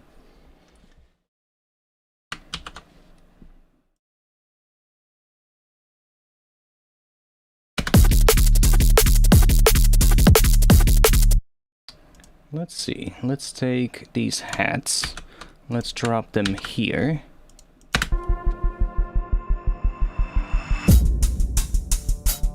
To get some more movement in here.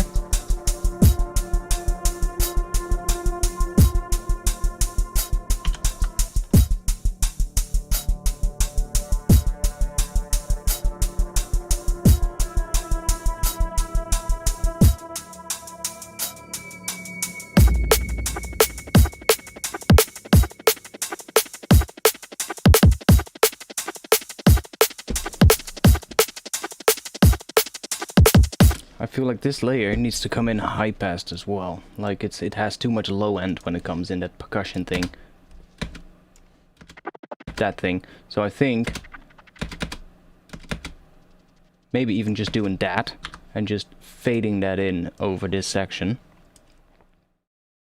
would be nice to do. Yeah, I'm not sure. It depends on like what I'm doing tomorrow. I don't know yet. I know we're gonna have another sort of like family dinner tomorrow, but it's probably not gonna take as long as today. So I might be able to start a little bit sooner tomorrow and be able to stream a little bit longer. And I think the whole snare needs to come in later as well. So I'm just gonna remove all of this. And then I'm just gonna copy this entire section, just drop it here. So we're kind of just continuing like this. And then we need something here that's gonna sort of like introduce the drop as well. Like the bass comes in here, that's fine. Merry Christmas Nova Style, welcome. Nanobots. And then we need to cut out those hi-hats as well. Nanobots.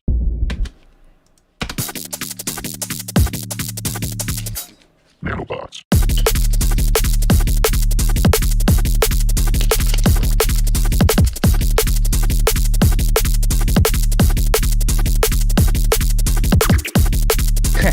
That weird sound. Let's just get rid of them.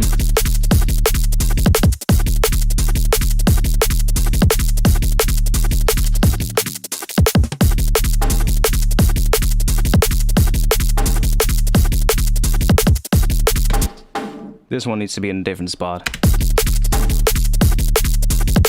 Yeah, I was already thinking, I know you from Party Flock, right? Back in the good old days. Mate, that's a long time ago. You might remember some of my earliest first few tracks. Because that was back on Party Flock. That's when I got into production, a long time ago. I actually still have a couple of those old tracks. I actually found a few. I found a few earlier this week, and I left my fucking ass off. Do you guys want to have a laugh before we stop the stream? Probably won't. I found some really old stuff.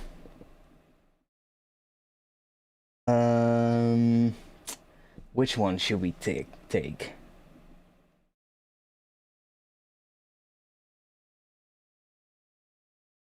I think I posted this one on Party Flock as well back then.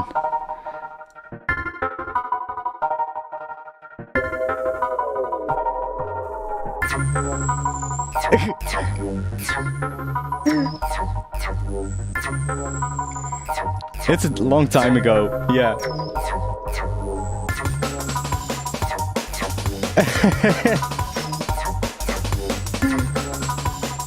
We need the webcam for that.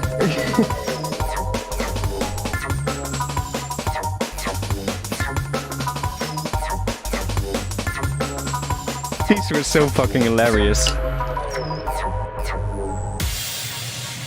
I knew no music theory. Arrangement, well.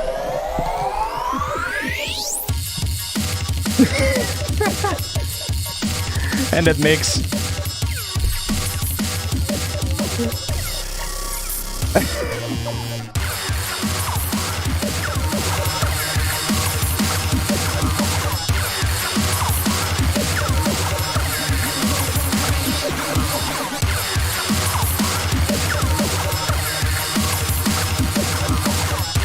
What a mess.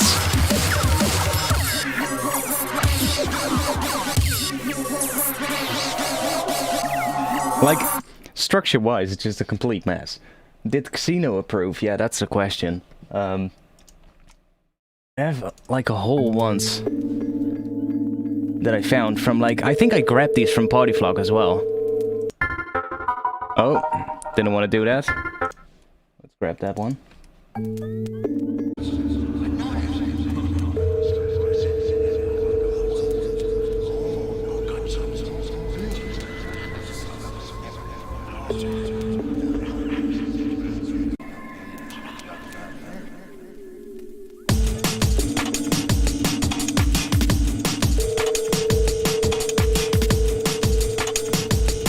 Like the mix is so all over the place. And like the stereo width is like all over the place.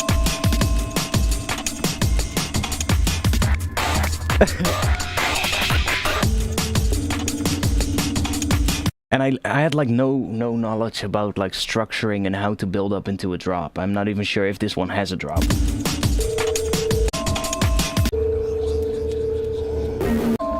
Oh, what's that?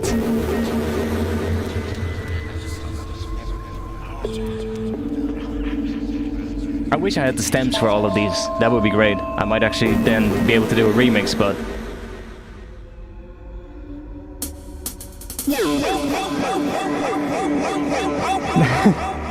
Like we're halfway through the track and there hasn't really been a drop.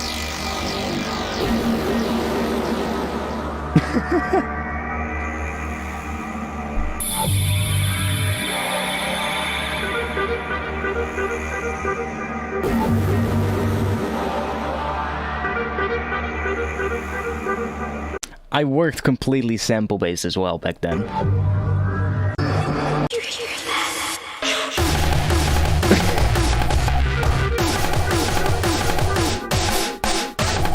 It just went into a drop at like, what was it, 2:30 or something.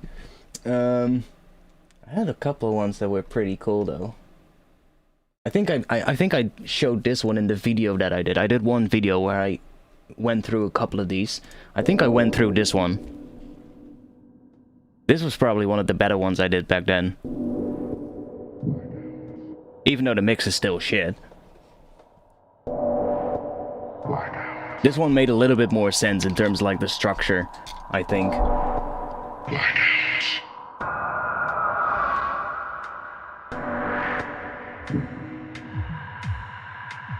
Well, maybe not. Gotta love that it's 420 long as well.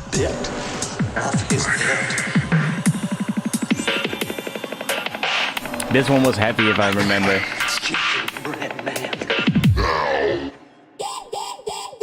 Oh yeah, I remember this one. Hear that sound? And then this switch. What a switch.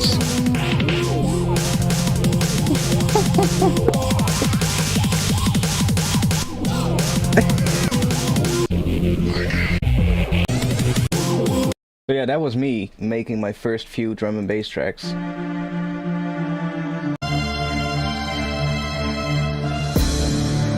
This is all samples. There's no synths, no contact.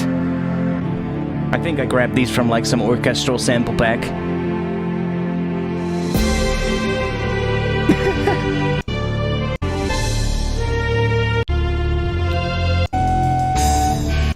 And some of you guys think I do long intros these days, but back then it was even worse. I mean, 2-minute intros, 2.5 minutes. Why not?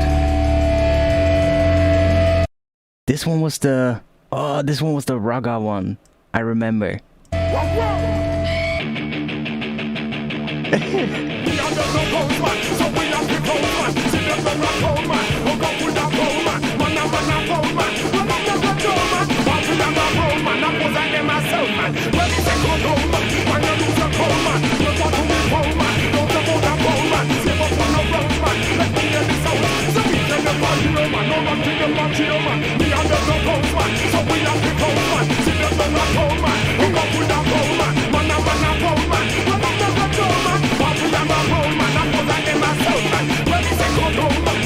And it just doesn't drop. That's the main thing.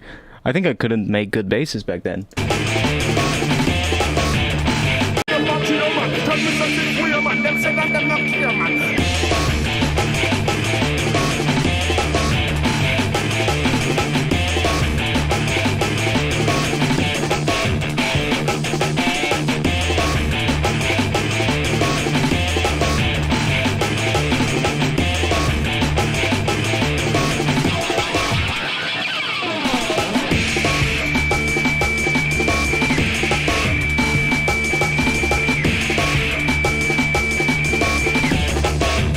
Like the breaks are actually not that bad.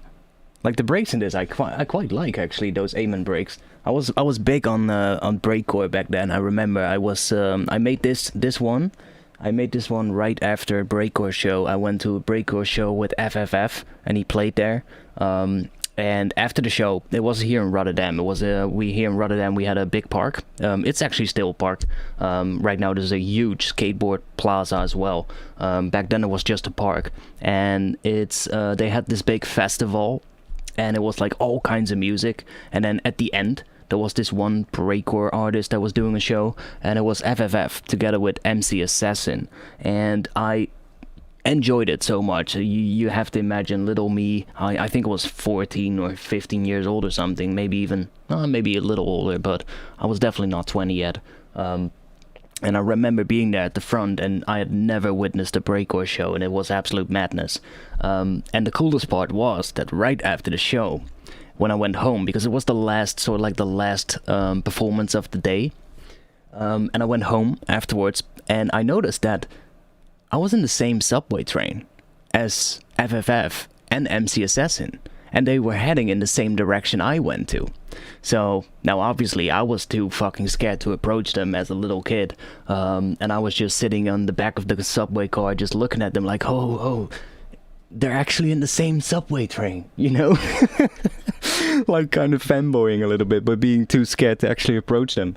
And then they get off at the same station, and I'm like, what? And it ended up being that they were actually living on the corner of my street. DJ or MC Assassin lived on the corner of my street back then, and DJ FFF was actually just staying with him for the weekend, and I ended up talking to them on my way back to my house because I was walking from the subway station with them, and they were like, hey, you were at the front of that show just now, right? And we actually ended up having a chat. It was actually pretty cool. And I remember coming home and just making this thing, going mad with the Amen breaks. That was quite fun. I do have a couple of more, but I think the other ones are absolute shit.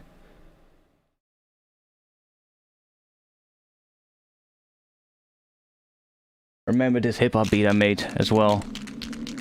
Was also around that time.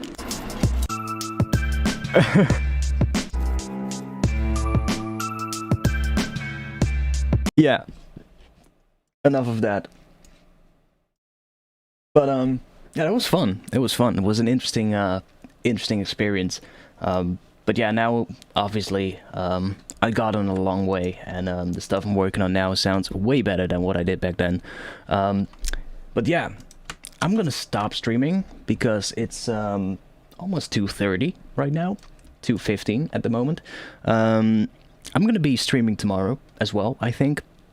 Keep an eye on my Discord, so if you wanna be in my Discord, then I'll drop a link in the chat right now. And I think tomorrow I'm gonna be working on a track. I started that today. I can show you what I have so far. I started today on a little piece of a track that could become sort of like a dystopian kind of vibed track. I have this idea for a track and for a piece of artwork that I want to make that is going to go with it, and the whole vibe needs to be sort of like a dystopian kind of feeling. So I kind of started working a bit. Why is this sample missing? Oh yeah, because I moved it. Let me find it again. Just do this, select, and say search. Should find the sample again. The main inspiration was I found a documentary, and it had a couple of sounds in it that I think would be nice. And I kind of started a little bit writing a sound. Oh yeah, this is actually a weird one. I have a bug with Serum, and I'm not sure if it's still here, but this one is weird. Let's see if it's still here. So I had a patch, and it was this patch. And for some reason, Serum would stop looping the LFO if I close Serum down. I had never seen it before, but it's this sound. There's no reverb. Let's bring that back. Bring you back, and you as well.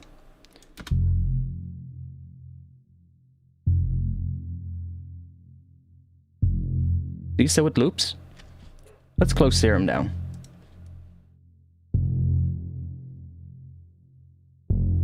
Hey, it fixed itself. Nice. The thing that was happening is as soon as I closed Serum down, this LFO would stop looping and it would just stop. There would be no audio anymore. And I was like, what? The LFO is set to loop, but it stopped looping. And I was like, it doesn't make sense. But apparently it fixed itself, so that's good. I'm not sure how much of this is now a track yet. My dog is barking like crazy. I think he needs to go outside. I might have to stop soon. I'll give a little preview of what I have so far. Oh yeah, these sounds are not done yet. There's a little part here that I like, that I need to work into the track. But I like this kind of sound for like the intro. That sort of like pulsating hit that comes in. And then sort of like gets more and more distorted while the intro goes on. And I think that would be a really sort of like an interesting kind of vibe to go for. And of course having more stuff in here as well, like more atmospheric elements and stuff. But you can hear it sort of like gets more high end as we go.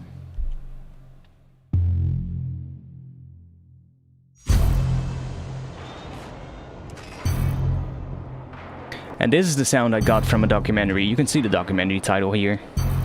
Go watch it. It's a great documentary actually. But there was a part in the documentary where it's a documentary about the protests that happened in Hong Kong in the last few years. And it's filmed by a person from Hong Kong, and he is actually within the midst of the action. He's within the midst of the protest, even closer than a lot of the journalists were.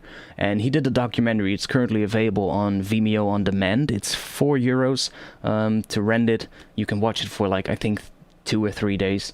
But it's definitely, if you're interested in that kind of thing, and if you're interested in the story about what happened in Hong Kong in the last few years, definitely watch the documentary. But there's a part in it where a bunch of protesters were beating on these metal drums with sticks, and that's this sound right here.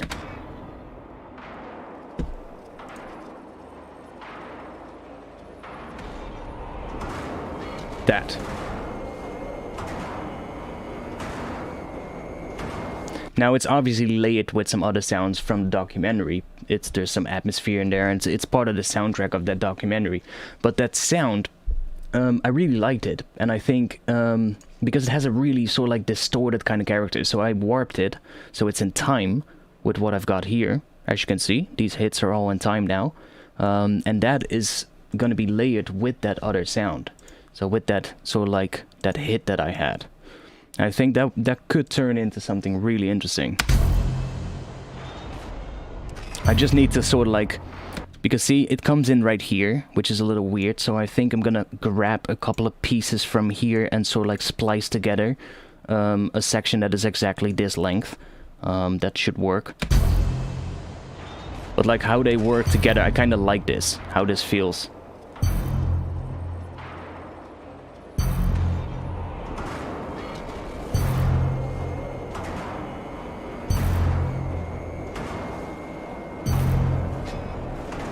It has some metallic sounds, and I just like the texture of it.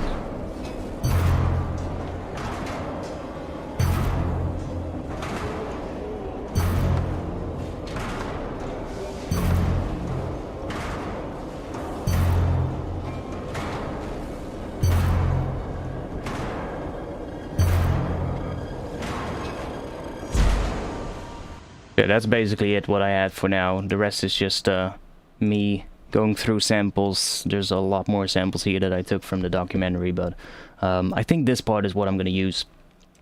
And just sort of like build a nice intro with a nice, interesting sort of like vibe. Yeah, I'm going to stop streaming about now, but we were actually going through some really old tracks of mine. You might have missed that. We were going through some tracks that I made back in my old party vlog days when I was just getting into music production. Yeah. Anyways, thanks for being here. I'm gonna be trying to stream tomorrow. I'll let you guys know in the Discord. Link is in the chat right now. So join the Discord if you want, if you haven't already. like I said, I might do a stream tomorrow then. Maybe tomorrow afternoon, otherwise it's going to be tomorrow evening. And if I do a stream tomorrow afternoon, I probably will stream in the evening as well.